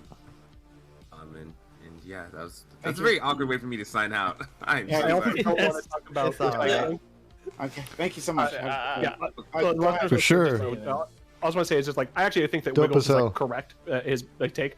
I don't fucking know. I obviously don't fucking know. I like pontificating about these things. It's interesting to me. This is what I do. Some people that watch sports. I just try to morally justify my positions because it's interesting to me. But I do think that there's more truth to this. I don't fucking know. I don't know what the right system is. Maybe China will reform. Maybe Russia will reform. Maybe the global South will rise and made the third world order and like give justice upon the world. I don't know. But just have a good night, everybody. Yeah. See you, Kobe. I'd like to respond to the first part that Nasser game is mentioned. Yeah, since that was like addressed at me, I suppose, about the voluntary exchange between two nations. Yeah, and the idea that both nations are to blame. I suppose you could make that argument, right? But then we can look at history where these cases have happened. When we can look at cases like colonization, right? And the idea of a larger imperial power going to a weaker nation, and then what they do is a smaller portion of this weaker nation is willing to sell out the majority of the people, and the majority of the people suffer for it. And you have ideas of slavery, of industrialism, imperialism, plaguing upon specifically like Latin America, since that's where I'm from. And as far as voluntarism go, I'd say that this is a cop-out. I'd say that there is no voluntary exchange to be discussed, because at the end of the day, these are hostile actions. Here in my country, we had a leader that was more popular, and it was more socialistic than any other leader that we had at the time. And what did America do? America decided to organize an institutional coup upon that. Oh, hey, Smiley, how you doing tonight? Yeah, the panel's over basically like workers walking out over bad conditions, especially during the midst of like COVID. He should have liked me. I have no idea. My fiance worked for a grocery store. She was Tell me about the Pinochet regime. she went through hell, man. Like, I don't blame anybody for walking out in the midst of that shit. It's just kind of evolved into like this conversation about really trade and like international labor movements and shit. Like, it's kind of gone all over the place. Boys, is that what? Yeah, the Milton Friedman people. Yeah, Milton Friedman people, and it really ruined the Chilean economy during his later years as in power. Yeah, like that would be really relevant if only I was Chilean, you piece of shit. So shut the fuck up. Nice. I'm not talking, Very I'm not base. talking about the Pinochet. This is absolute. Oh, for sure. Some of them aren't blood sports. It's just like you're getting some education. That's why I do some of these. The Pinochet regime that has absolutely nothing to do with what I'm talking about. The institutional coup that I'm talking about happened 4 years ago. I think he's talking about Honduras, but okay. It was a misunderstanding. No, it is. It's very interesting, and I go on these panels not just to like blood sport people, but I actually learn shit from these motherfuckers, man. Like, I'm willing to like take the shot of being like, damn, maybe I had a wrong position or perspective, and I'm learning something from people who know more through either lived experience or education. I'm cool with that. This is how you get better. This is how you grow as a person, I guess. You know? It's a very public way to do it, but you know, fuck it. Everyone take a breath. I don't think he was actually trying to be smart. I think he just like thought he incorrectly placed you as to where you were from. Venom Jesus is rising. I knew you were trying. Lula is rising. Risen. I know. Brazil is rising. I knew you were talking about Lula. I knew that's where you were going with. Venom is rising. But Dan the Step, he hasn't met you before, so he didn't realize you were talking about from Brazil. Yes. Yeah, but he came at it with quite the tone. He of course we know about Pinochet, man. He was mid-sentence. Like, there's only one time we've done that shit. Come on. Okay. Well, what about Honduras? And to be honest, Nasir, I'm not going with that energy towards you. Like, I do think that like your concerns are fair, but what I mean to say is that like when a country commits an act of open hostility against another country, these are concerns that to me shift the burden upon the nation that is committing those hostilities. You could say that the political elite here contributed. I know you want it to be like this open hostility thing, but for like a lot of America, it seems like just an open transaction. We tend to view things in a very corporate nature. I know it sucks, and I know it sucks so much. I just want to clarify. I was like racing to the mute button on the panel so I could say, "What's up, Yogista? How are you? South America? What the heck? It's so good I don't to think see we can you." consider those like just transactionary when like we intentionally set up coups and shit, right? Busy is good. You know, don't let your hands fall idle. That's great. Bullshit we do on the side, and literally like. As long as they ain't stressing you out, you know what I mean? That is a part of it. Bullshit. Yeah, I know, because it always comes back and bites us in the ass later because they find out we're paying for it, or some lobbyist idiot paying for it, or some corporate idiots. Yeah. Wait, guys, come on. And those people should be shamed and fucking like pulled to the forefront. I'm not saying those people shouldn't be shamed. Those are very undesirable actions, especially when America has very. When we hire PMCs, when we do all these stupid little shitty things that like I'm totally against all that. I'm totally against like the actions of like slavery. I'm totally against the actions of like making our military look bad because we want to hire PMCs because we're lazy and cheap and inefficient and stupid and all that bullshit. Especially someone who's former military and has who understands how good the military can be, but it usually never falls through. I will absolutely do it. It's so fun. Absolutely. No. I'm not brushing those off. I want to take full responsibility for those, but then I just don't know. I don't know what the answer for that because we're always going to look bad. So the only answer is that the only answer America knows is to throw money at it, which is a shitty fucking solution for anything.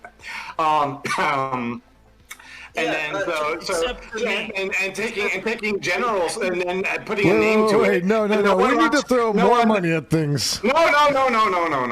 because there's usually a name you can always associate to it. The part is we don't punish those names. So how do you punish those names other than making a better justice system that kind of like fits for like a I don't know. It just seems like really weird.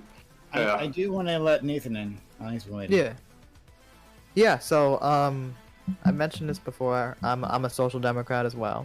I like social democracy, but I want to look at the perspective as someone who has family in the global south as well.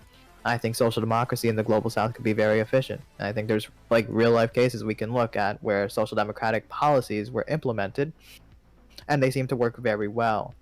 For example, we can see Turkey, which is a global south country, had at some point had universal education. I don't know if they still currently do, but if that universal education, for this is a bit of an anecdote, but it's the thing that allowed Cenk Uyghur's father to go from farmer to more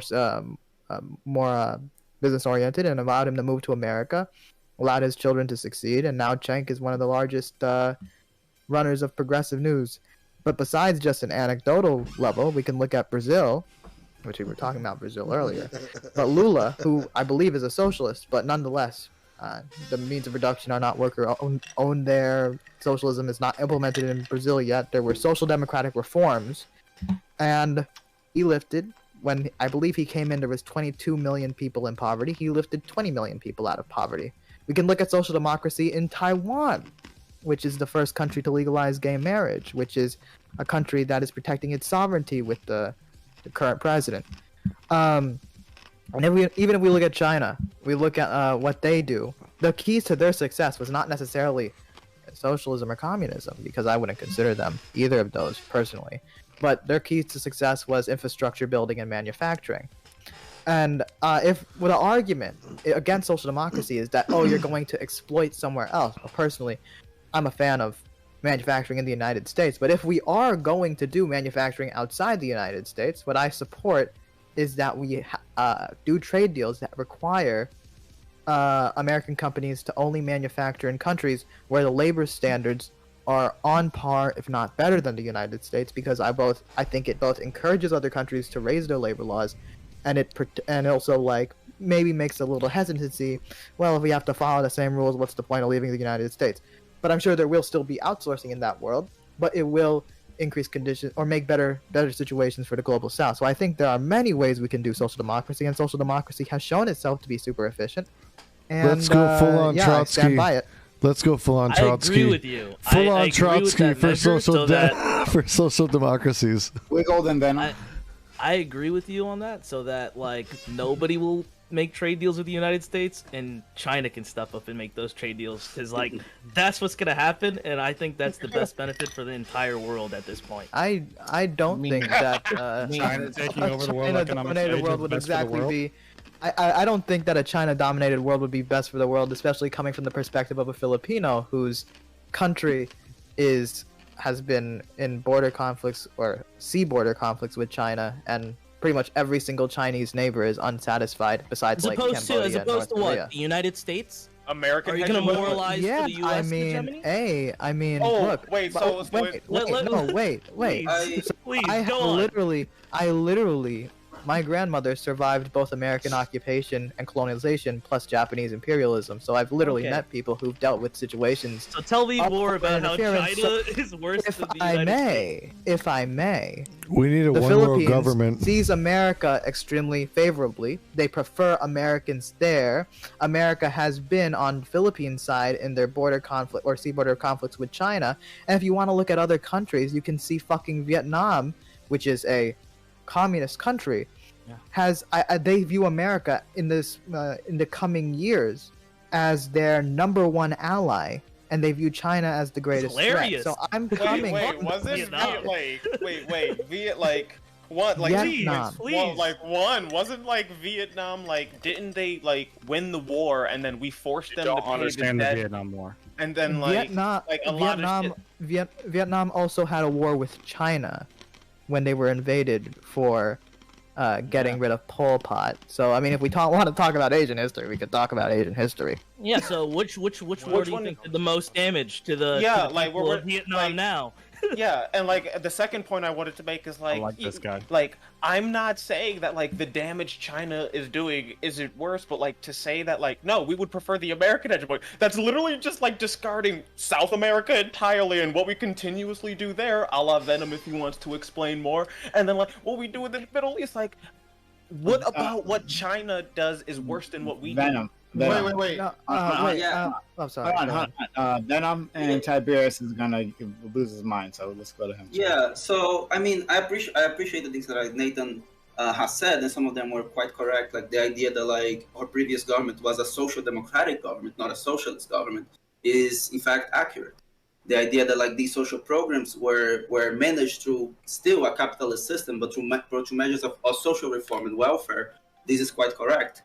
When it comes to the global south, though, and the reason that I mentioned that there is a perverse incentive for leaders of the global north to engage in hostility is that we did have the social democratic leader that you mentioned. We did have him, and what did America do? America decided to cooperate with local agents, local prosecutors that at this point have been proven to be biased and corrupt. And therefore the former president and candidate is now free, but the damage is already done because this person was arrested.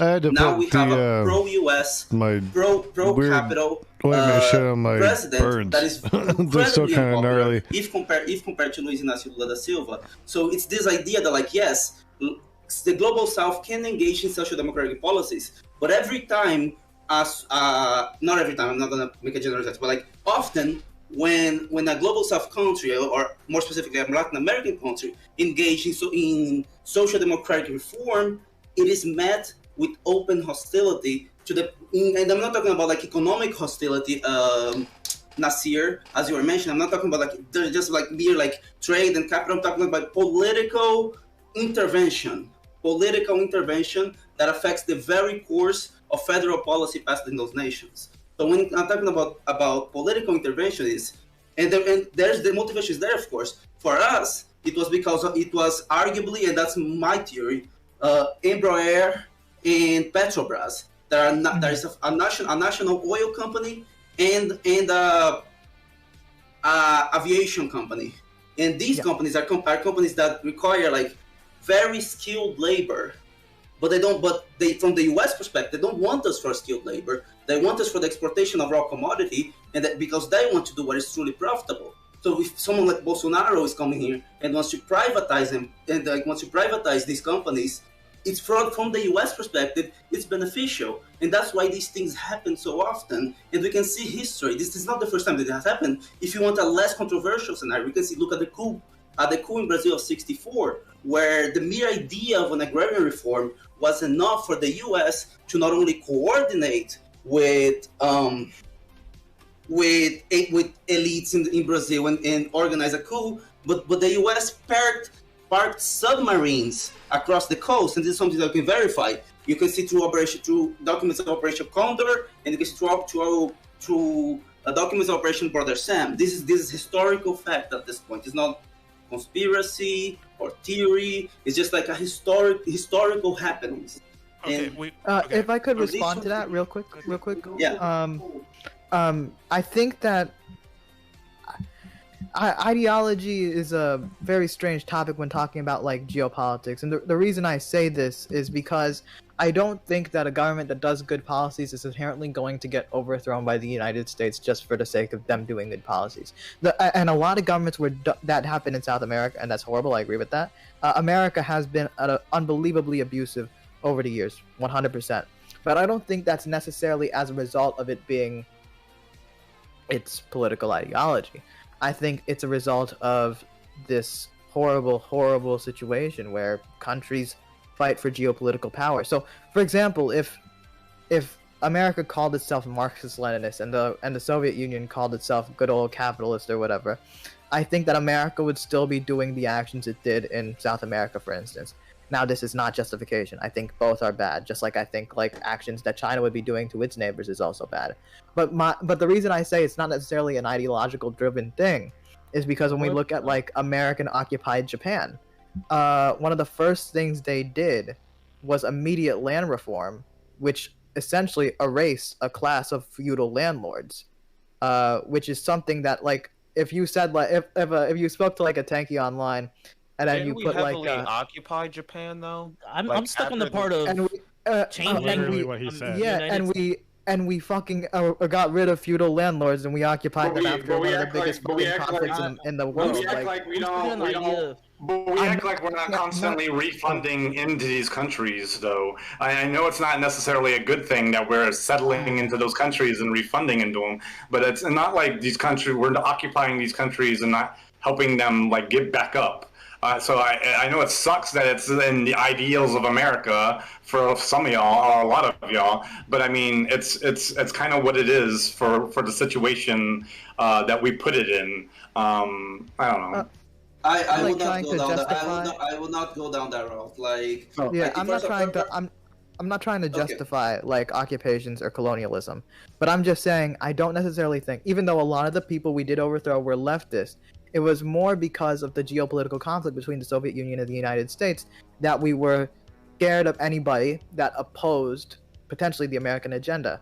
But when we look at places like in Asia, I apologize for focusing on that region of the world, but we can see a lot of things were done that were good social democratic reforms, even under U.S. allies or even U.S. occupation, like in Japan, that a lot of socialist, most likely, like if you talk to like someone on like a socialist Twitter and say like, hey, look at this guy with the red hat, he essentially got rid of a feudal fucking landlords from a country and that class is gone forever, they're gonna be like, oh, that guy's great. Oh, it turns out he was like a fucking US ally in occupied American territory. The point being is that yeah, sorry, go ahead. Okay, Tiberius, hold on. Tiberius is waiting.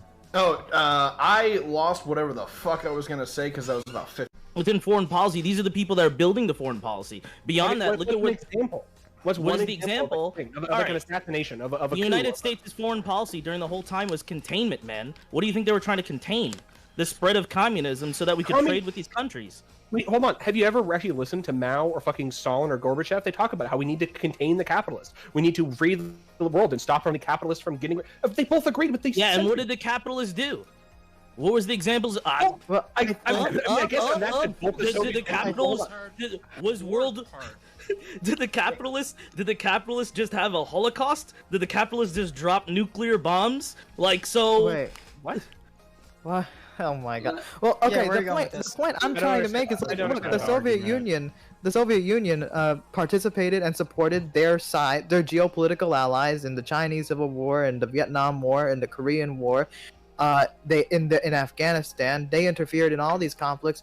I'm not saying their side is morally wrong or morally right, but I'm just saying that all empires, all geopolitical powers will interfere in countries to strengthen their hold on it, including the U.S. I would agree with you, Nathan. I would agree with you. My only problem was the idea that they would act the same as these other countries. I agree with you that in an imperialist they state acted pretty badly with Afghanistan. Well, first and foremost, when you're looking at the Soviet Union specifically, and you're looking at this time period, like think about like fighting a war like that on your soil versus the United States. The United States that has an ocean away from Europe. Think of that impact. On like there's a bunch of Afghanistan soil is USSR soil? No, when we're comparing like the Soviet Union and the United States, we can't just flip the ideology and say like, oh, they do the same thing. There are different things that go into why these countries made these decisions. Yeah, like, there's perhaps motivations behind their reasoning. If they believe that they have to contain the spread of whatever, like Kobe was saying earlier, first and foremost, maybe their reasonings were better considering they lost so many lives on their own borders. They fought a war on their soil. They just had revolutions prior. and what was going on in the United States.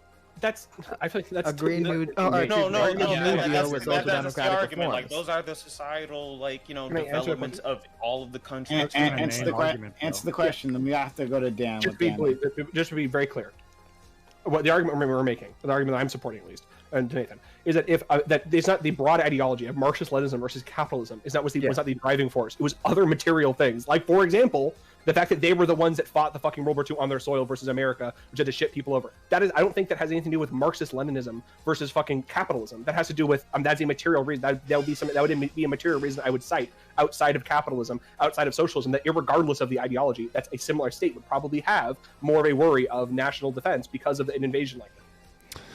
Well, because they took a turn into some shit that's totally irrelevant to the original topic of the panel, and I'm just kind of like, we can talk about it, but whatever. And like going off topic to the main part of like, what can we directly fix this issue of the whole problem that we've been talking in the first place? I'm personally for immigration helping us, the United States, but I understand that many people would disagree with.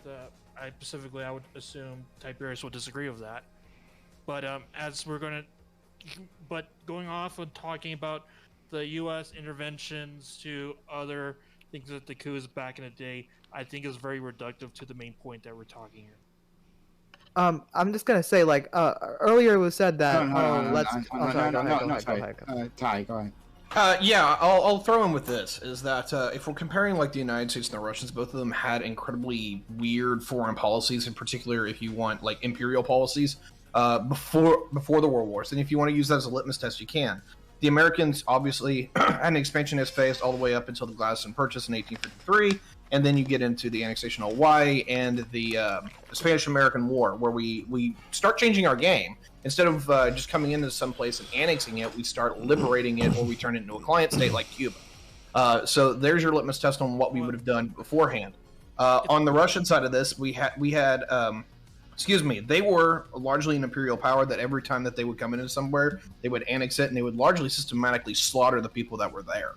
The Russian history and the American history has been largely, yes, both of them have been incredibly expansionist, but I'm going to actually support Nathan in his argument that they would have largely behaved in similar ways. They might have taken more minute, different changes, but if the Cold War had been a thing, even if both sides were flipped, they absolutely would have behaved in a very similar manner, because here's the reality. The Soviets and the Americans behaved in a very similar manner on a global scale during the entire Cold War. I have to say that, like, there you go. I Yes, adding your own label. This idea that the coups enacted by the U.S. and political interventions were not ideologically driven, but I challenge anyone from like those nations that lived in those nations, that suffered those coups, to say that as well, because to me, at least for my nation, right, the idea that it wasn't an ideological motivation is a pure historical drivel. Like the President John Goulart was kicked out of fear of him being a communist, out of fear of him pertaining to a specific ideology because of specific policy that he advocated for. It was agrarian reform. It wasn't seizing the means of production. It wasn't anything like that. It was agrarian reform, and that was enough to smear the man as a communist. And we can see similar concerns if we look back at this '62 and see the talks that Kennedy had with the ambassador that he had here in this nation. And I'm sure that throughout Latin America, we can see multiple. See, I'm hitting this headband haze here. It looks like this. It's crystalline. Ideological. It was 100% to do with the policies enacted at the time, the values that these countries possessed, the cultural differences as well as ideological differences, and these were the spark that led to these horrible atrocities. Literally, so, like, to THC me, crystals. I reject the idea that America would behave in the exact same way. What if the ideologies they were flipped? By I the can't way, know I'm if in a America legal would be more or state. less interventionist, but I can say for sure that it will In not the happen on the US, same things. It I'm certainly not will doing not this happen against illegally. I'm the not same leaders, endorsing that. at the I'm just very saying. least. Yeah, let me reply to that because I think you're right, but I want to reverse it. And the reason why is that while you're absolutely correct, and we can talk about like how the United States tried to coup Iran back in ¡53, but we were supporting South Korea at the same time, which was more or less quote unquote fascist. The reality here is that if you had reversed the ideological alignment of the both sides, is that we would have been playing the similar game on the opposite team. So anyone who was a communist, we would have been funding, we would have been supporting, we would have been trying to coup anyone who was capitalist. Vice versa for the other side. That's definitely what both sides did. It's just picking the sides in which you were in. Kobe, go ahead. Yeah, I'll just got you. It's precisely right. Like I agree, there was ideology, but the ideology was like nationalist hegemonic control. It's not like whether or not we're going to liberate X, Y, or Z group, right? Like we didn't assassinate Patrice Lumumba because of capitalism. We assassinated him because of hegemonic control of the Congo, right? Yeah, I was just gonna say earlier when I was discussing like trade deal stuff, there was a comment that was said around the lines like, "Oh, if the U.S. just isolated and let China do the trade deals, that would be best." I don't think that it's like a dichotomy of either U.S. hegemony or Chinese hegemony. I think that we at this. Maybe this is optimistic, but I watched some clips of the United Nations back in like the 40s and 50s, and they seem a lot of these people from the more a lot of newly independent countries and developing countries seem to have this idea that the United Nations would allow a situation where these countries would have more of a voice, and that the people from those countries was hoping that essentially the white people would listen to them. So I think that if these countries throughout the global south can develop in a way, probably ideally my way would be using social democratic reforms, bettering the conditions. We already see this. We can see in the Philippines, for example. I don't like Duterte, but some of the stuff he's doing besides the drug war, he's doing build, which is huge infrastructure programs. I think they announced recently, or like a couple years ago, they're starting universal health care program as well. If we see in general more of these trends of global south countries adopting these social democratic reforms, like some aspects of the Filipino government, like some of the things that was done in Brazil, all around the place, I think we will see the global south gaining more prominence. Essentially, if they can act as a bloc, having a seat at the table. You can probably see a situation where negotiations wouldn't just be between U.S. and China, but U.S., China, and the global south. Now, this is optimistic, but I'm hoping that we don't have a hegemony of any kind. We just have equal players in the game, essentially. Oh, let's not go back to that. We've seen what that does. No. It's not good. I just think it's expansive regions, man. Like, so it's like, if you're doing that, I guess like South America would be like what, Brazil at the head, and then you're listing like maybe Turkey or something. But like, what is the power that these countries have in relation to like the EU, United States, and like China? Yeah, I mean they're not there yet. It's just optimism for the far out future. If more countries develop and they grow their wealth, their people get out of poverty, they get maybe stronger militaries, they have more of a seat at the table, and that's the hope. Especially if these countries are able to join together in blocks, like ASEAN, the Association of Southeast Asian Nations. I believe there's Botswana. Oh, Botswana is an excellent example of social democratic reforms making countries so much better. Holy shit, I fucking love Botswana. But if countries like, I think in its development, they had a block of other South African countries besides Rwanda and South Africa, so that they didn't get invaded by these two racist white Whenever countries. I show my dog, she runs off. She knows what the camera is. But if we could see a situation where these third world countries develop, work together, and make a block to sit at the table, I think that's the ideal. Give me a second, I gotta check. Right, but then for these countries to reach that level of development, then we need to stop the meddling that's happening right now. Because I'm not talking just about past meddling, but I'm talking about current meddling, and the idea of these countries being able, for instance, to develop like skilled labor, to develop specialized industry, to be able to sell high value commodities. This idea to me like is the goal, right? It's the dream. But it seems like the game is rigged against us, against people in the global south. It seems like every time we attempt to take some form of effort to specialize our industry, we are treated as fucking slaves. Like we are treated as people who ought only to export raw materials and cheap commodity and beef and meat and fruit and then every time you have a leader who may have a socialist bent or a social democratic bent, there seems to be like every time we find a scandal happens, everyone's confused, no one knows what's going on. Then 5 years later, we figure out that yes, it was U.S. intervention plus, like, of course, plus local interest as well. I'm not going to say it's like the U.S. single-handedly doing anything, but it's kind of like, these are things that matter. And I think that this is a conversation that needs to happen at least, so that we can have a shot at doing that. Because so far, it seems like capitalism, at least where I am at, has not worked very well. Because every time we try to put a milquetoast democratic socialist under liberal democracy here, it seems like we always kicked out. So like then it's no wonder that countries like Cuba would rather be insular weirdos when our democratic elected leaders aren't respected, when the will of the people is not respected, when democratic reform is not respected, She's awesome. I love my dog. On subverting democracy and ending at birth any form of social movement of interest. So it's kind of like, it's a conundrum, and I look at Cuba and I can understand why they are the way they are, because come on, like the U.S. needs to stop doing that shit. Well, I definitely agree with the point you just made. Sorry, someone opened the door, my bad. But meddling has to stop, and I think that in the West we have to have a responsibility, like in these global North countries, to elect leaders that wouldn't be involved in meddling. Now, I remember, I think it was Vosh that said this: the difference between a social democrat and a socialist is your level of optimism. So I am still optimistic that we can have like a left-leaning leader. I think that the progressive movement is growing, and I think that a core part of the progressive movement is being anti-intervention. So Bernie Sanders in his 2016 campaign was like the first time I personally, as a 15-year-old, ever heard of the 1953 Iran coup. And I think it's fascinating that guy who, he really wasn't that radical. The guy who was leading Iran at the time got overthrown. Now, the point I'm saying is I think that left-leaning leaders in the West and in the global North could need to play a factor in trying to prevent meddling to allow the global South to grow.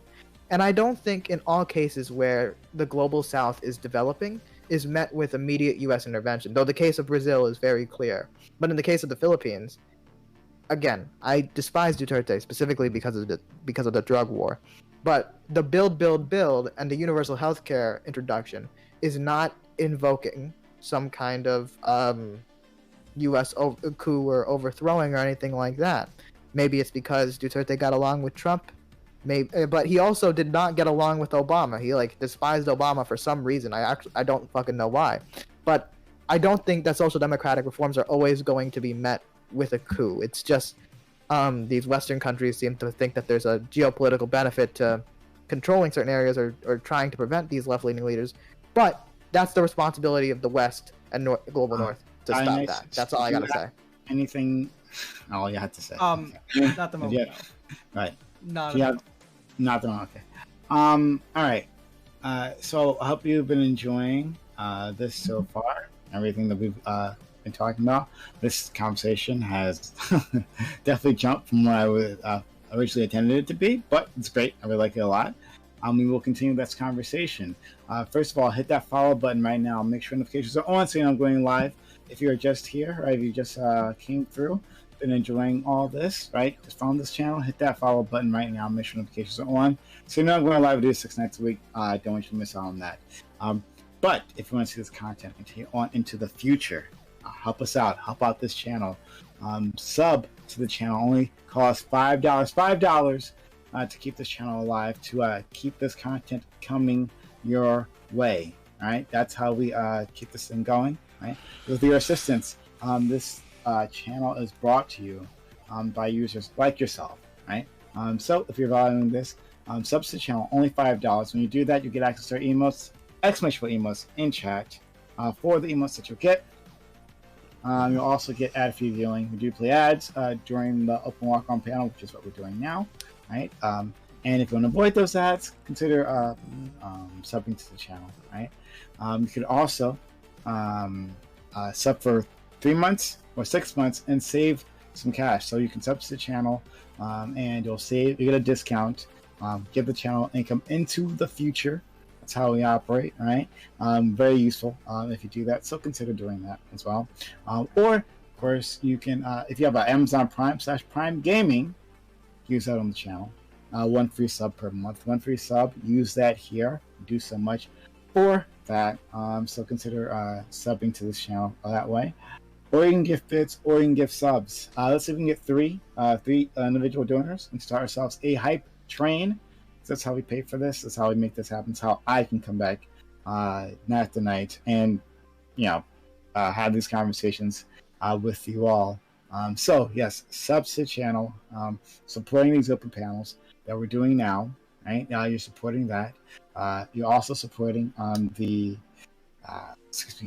all black everything, which we'll have on Thursday. It'll be great. It's gonna be fantastic. And this week's actually might be pretty stacked in terms of the people we're bringing on. But I'm really excited about that.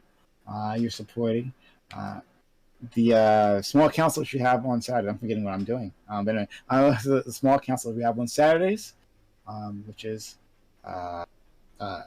when we just do discussions rather than ripping each other's faces off, which is nice. And this is actually more of a discussion-based thing than I thought it would be. This is great. I love it. But if you like that kind of content, we do provide. And on Mondays, of course, we have the Review Roundtable, where we yell at each other. That's the benefit of that part. If you value that, if you think that this channel is worth investing in, sub to the channel, or gift bits or gift subs. All that helps us out. All that makes us possible, right? So we need three individual donors to start ourselves a hype train, right? So sub to this community, gift bits or gift subs. If you value all the things that we're building at this moment, if we value the individuals that we get together, or if you value the conversations that we have, because this is brought to you by the kind individuals who continuously come through and help us out, give us a solid base. If you're subbing and resubbing, right, that gives us a base that we can work off of, right? Like if that's all you can do, that's a huge help as well, right? So consider subbing or resubbing. If you have a resub ready to pop, use that resub, helps us out, and it goes to a hype train. Or continue a sub if you have been given a gift sub from one of our kind donors. They consider using that, helping us out, and keeping this channel alive. But we need three individual donors. Start ourselves a hype train. We need your help to make that happen. So again, subs to the channel. You can get bits or you can give subs. You can multi-month sub, right? Or you can use your Amazon Prime/Prime Gaming on the channel, right? That 1 free sub, and it costs you nothing beyond the Amazon Prime thing, which costs a lot apparently, but that costs you absolutely nothing. But yeah, $5 a month. $5 a month for a normal sub helps out a ton. It's a little bit from your end, but it's a lot on this end. And when we have multiple people helping us out, it makes this all possibility. So we need 3 individual donors to start hype train. We got to do that first before we do any more content though. So 3 individual donors who can help us out, make that happen. Right? Or you can give your money to Venom Jesus and help the global south. No, you can give your money. Helping the global south starts with you. Or that too, yes. Thank you, Jason Society, for being so kind as to give 5 to gift subs to the channel. Thank you for getting started with that. Thank you. With 60 subs total. Thank you, Jason Society, for the kindness. Helps us out so much, right? And then thank you, White Rice, for gifting. And this is your first sub. Thank you for the sub. Yeah. This is your first sub to the channel. We always gotta celebrate someone's first investment into the community. So thank you so much for that. White Rice for the help moving this along. Really appreciate it. All right. If we get one more individual donor, we get ourselves a hype train. Again, that's how we usually pay for this. We pay for it by individuals who value this, right? Who come back. If you've been coming back night after night. I don't know what the fuck is happening outside my window. Hopefully someone's not getting shot. If I don't know. If sorry, I don't know what that was. But if you come back night after night and you like this content and you're like, oh man, this is a lot of fun, right? Hearing people argue or being a part of it, because in the walk on panels, we do give you the opportunity, people like you, yes, you sitting at home, to be a part of these conversations if you value that, right? Then consider subbing to the channel or gifting bits or gifting subs. Lots of options to support what we're doing, keep us going, right? But we need your help to make it happen. We have 3.5 minutes to get that hype train started, right? Help us out, help out the channel, so that we can keep going, keep doing this night after night. So I can be back here the next night and the night afterwards, right? We do it with your help, right? So we have less than 3 minutes left, less than 3 minutes to get this hype train started. Get a hype train started. So again, sub to the channel, get our emotes that we use. Some bits, right? Some subs. Let's do this. Yes, that would be helpful. Thank you so much. Yes, you'll get the emotes that we have, or also if you have a hype train, you get exclusive hype train emotes you can only get during a hype train, right? And you'll be investing up. There we go. Thank you, Zin, who's one of our kind donors, right? Thank you, Zin, who's been here for a very long time, for the 100 bits. Much appreciated because of that. We are in a level, was it 2? Hype train. 3% done, 97% left, 4.5 minutes on the clock. Can we get to a level 3 hype train? Is that a possibility? Help us out, right? Yes, hop out the hype train. This is how we pay for this, how we all make it happen, is through these hype trains. So, again, subs to the channel. I mean, so get just $5. $5 keeps us alive. $5 keeps us up. Just end this game already. Holy fuck. Just end the show and game. $5, chat her, please. Yeah. $5 for subbing for a month, all right? Or you can sub for 3 months or 6 months and get discounts, wonderful discounts. When you do an extended sub, that's a help as well, right? So consider extending your sub. If you got one like those, that's a huge help when you do that. Or, of course, you have Prime Gaming. If you have Amazon Prime/Prime Gaming, use it on this community that, again, is here for you 6 nights a week, that we're here. So make that happen, right? Help us out. It goes a long, long way. So use that Amazon Prime here, /Prime Gaming, or gift bits like our friend Zin did. Thank you, Zin, out there. I haven't seen you in a while, buddy, but we're glad that you're doing well. Or hopefully you're doing well. I don't know, right? Well, doing well enough to donate 100 bits, so right. But thank you for that. Or donate subs, right? All that adds up for our community. So we level 2 hype train, 3% down, 97% left. Can we get to a level 3 hype train? Do we have any more heroes in chat who can help us out, who can support what we're doing, can keep us alive for another individual day, right? Need your help to make that happen. So 2.5 minutes, 2.5 minutes left on the clock. Remember, when you are sub to the channel, you get access to emails and add free viewing, and of course the sub-only parts of our Discord, right? That's where you can suggest panel topics. I get a lot of ideas from our subs. We take ideas from the people who support this community, right? So if you're like, oh man, that'd be great, we could talk about something like this. Well, be a sub, and maybe we can do your topic, but we need your help to make that happen. So sub to the channel. Less than 2 minutes on the clock. Do you have any more heroes in chat? You can push along the hype train, right? Subbing, gifting bits, or gifting subs, right? That allows me to be here night to night, 4 hours and hours on end, and not doing anything else productive, like, I don't know, coding,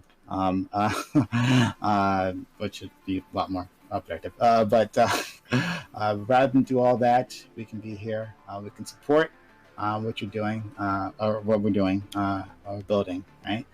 So sub to the channel, support the open walk-on panels. We do all the time. Sorry, the chat's making me laugh. But yeah, sub to this community.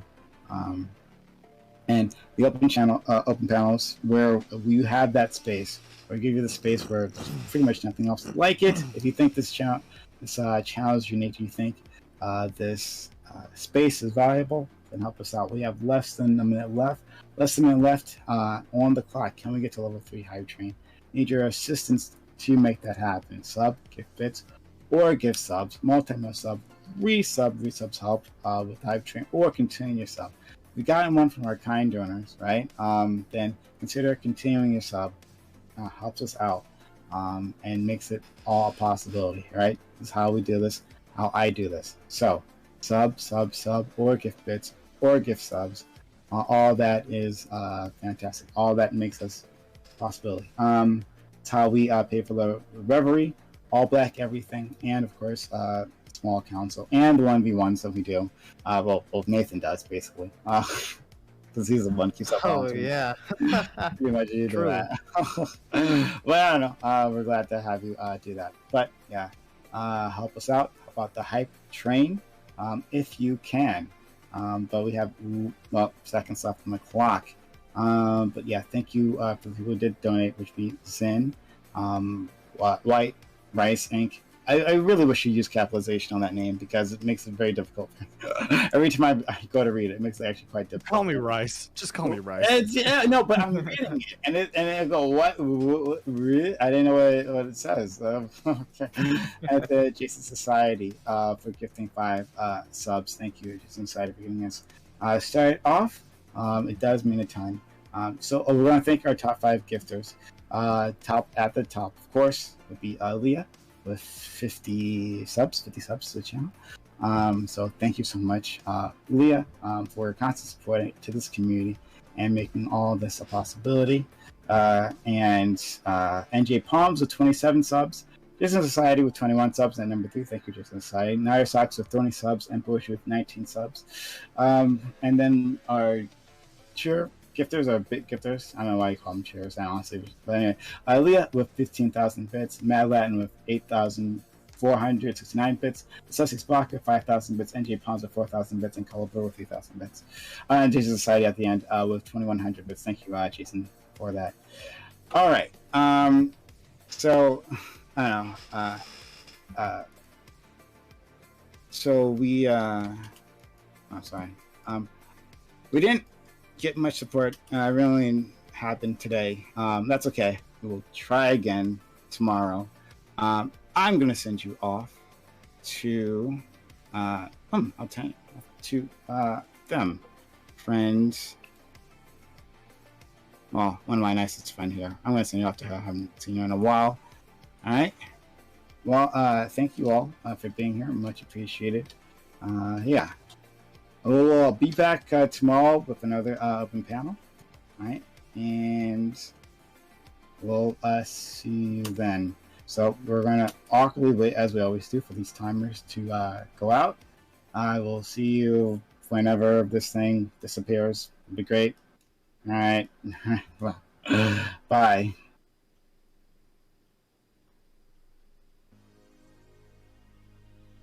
Good show. Good show. That was a fun Good conversation. show. Good times. Capitalism lost tonight, boys. Good times. Listen, Good times, great oldies. Some of my sock dem friends need to learn, if you want to, just oppress the global south, just own it. Okay, Just so own it. real quick, True. Real quick, Base. about Oh my that, God, here we like, Base. it isn't just Still like, streaming. oh, By the way, it's still streaming. it's going to So you guys know. oppress the global south. In my Still opinion, streaming. again, I have family in the global south. I think that social democratic reforms, in my opinion, are some of the best ways to improve conditions for the global south and give those people more wealth and power.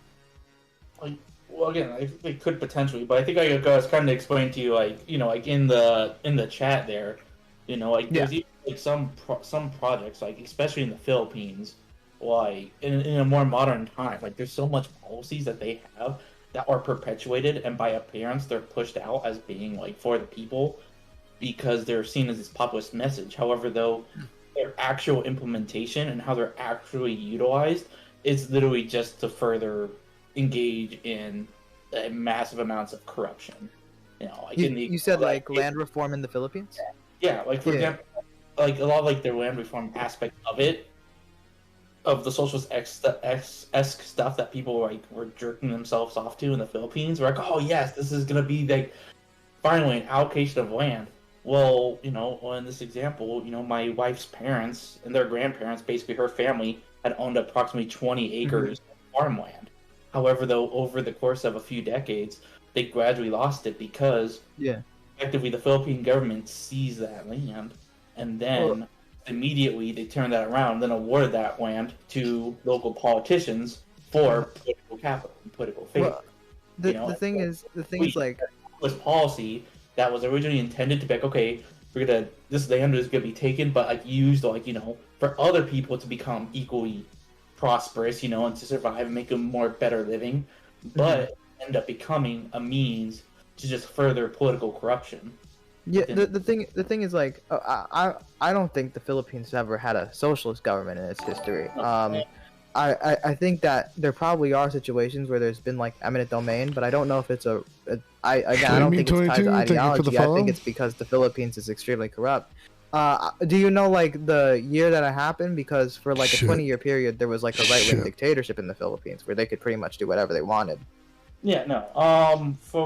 It was only described over the course of a couple of decades. Like, you know, like, and I didn't really press. I'm not gonna fucking ask my wife, like, hey, can you ask your dad? What up? Yeah, how you doing? Big section of your land, like, you know what I mean? Do they give them anything? Huh? No. Yeah, so then that wouldn't be like take your shit. They just took your land. That's bullshit. Yeah. But I guess like it depends on the country, right? If you're a country that wants land redistribution and you voted for it, or like you're in a democracy that votes for it, I guess, you know, that's what happens. But if there's corruption, like you're saying, and then it goes to somebody else, how's that going to affect you for the next, you know, 40 years of your life or whatever, knowing that the land that was taken from you is given to the people that you vote for? Oh, I'm doing pretty good.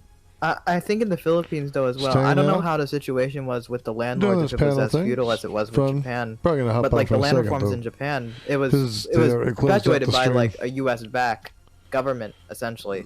So they had a lot of resources to offer, and they were probably more organized than I mean, other I'll still be doing some governments other trying to shit, song reorganize requests and land. such, but Yeah. Thanks, guys, for being here. Really appreciate it. Nice to see some old faces. No problem. I think he was talking to. Yeah, you're not an old face. I was just saying when he said thank you guys for being here, you know, like, I was just saying, no problem. I do apologize that I didn't know that you're Brazilian. I It's, swear. no, it's fine. I wanted to yell at someone and do Wait, like time you said out, something Dan. yell-worthy. Right, be nice. You said something yell-worthy, so like I took the chance. And They so, like the blood sports here Wait, sometimes, you time know. out. Dan the Step. You're telling me you don't know the story of Venom Jesus? Like, Yeah. first time, you know, panel champion winner on Prime. Like, really? What? Like the legendary Venom Jesus? I've never known. You can't just tell that he's like Brazilian.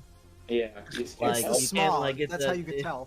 You can't just tell from like the shape of his head. you can tell by the misery. You know, it's self-isolation. Wait, Venom Jesus. By the misery. Venom Jesus, just turn your head to the side so I can see the full skull. Yeah, that's he's It's you know, you can see in the shape, you know. Oh, I don't know. I switch it up all the time. I don't just have play the, you know, whatever. I got a that bunch of shit. capitalist cranium. Exactly. You can see by the socialist the custom made socialist headphones. Like, there's a different shade. What's up, Captain A. Jones? How are you doing? Hey, man. Listen, just because I said custom doesn't mean it has to be good. Okay. I also My favorite didn't know music? that he was Brazilian, and Oh, man. I'm used to hearing a different Portuguese accent when I speak to Brazilians. Oh. Yes, but you've been here for less than a week. This is also true. My roots are in like metal and punk rock, like not pop punk Damn, that's or the, mall that's the punk, first but time I like see you smile, man. I thought you were underground like very punk and like you know me. Yeah, metal 'cause you were industrial just- music. you were like- I love so, industrial. That's probably like one of my all-time favorites. But No, generally what it was metal. was, like I just you know. decided that I was gonna because But Nathan when he I'm a was coming sucker in, for and some Kobe, hip hop. when they were both talking. Then I'm a sucker for some they were both old basically school saying, like, R&B and funk everything that I music was too. thinking. Like Funk, funk some of especially. these things that were said, I felt like there was a lot of people in here who may not know as much about like the geopolitics. What song do in you want me to Asia play? and how it has been. So like when you guys were talking about like the way that the U.S. has reacted or acted and the way that Russia has acted, and like if it wasn't for No G. like if they had changed, they might not have acted the same exact way. Like I was kind of thinking like, well, Russia has done basically the exact same things that the United States has done, just in a different area. And so people in the United States, if you don't pay attention to that stuff, sure, you might not know. Which one? But like if you allow yourself to be Did I give you a educated name? sometimes and you find out I this like all stuff, types of then, music. like, it just kind of opens things up. That's all I was saying. What I wanted, so I just kind of shut up and backed out. I'm not sure if that's true, but like, let's say, but even if it is true, right? There's a difference between like the U.S. and the Soviet Union. It's like the Soviet Union is fucking dead, right? So it's just like this. But Russia's still. No, I understand, but like this behavior, the U.S. is the current hegemony, and it hasn't changed its behavior since the '60s. So it's kind of like today, this system that is doing the most to usurp democracy in other countries is a very liberal capitalist system. So it's kind of like today the incentive is perverse for you to attack, overthrow, or otherwise usurp the democracy of countries that try to like deviate even ever so slightly from the macroeconomic like current standard. So it's very much like, Yeah, you know, well, and I appreciate the example in the Philippines. Like I don't know. I'm gonna drop off this shit. Well, and Russia and China are still Take it kind easy, of guys. doing Have a the good night. same sort of things. Like See ya. some of these recent. Yeah.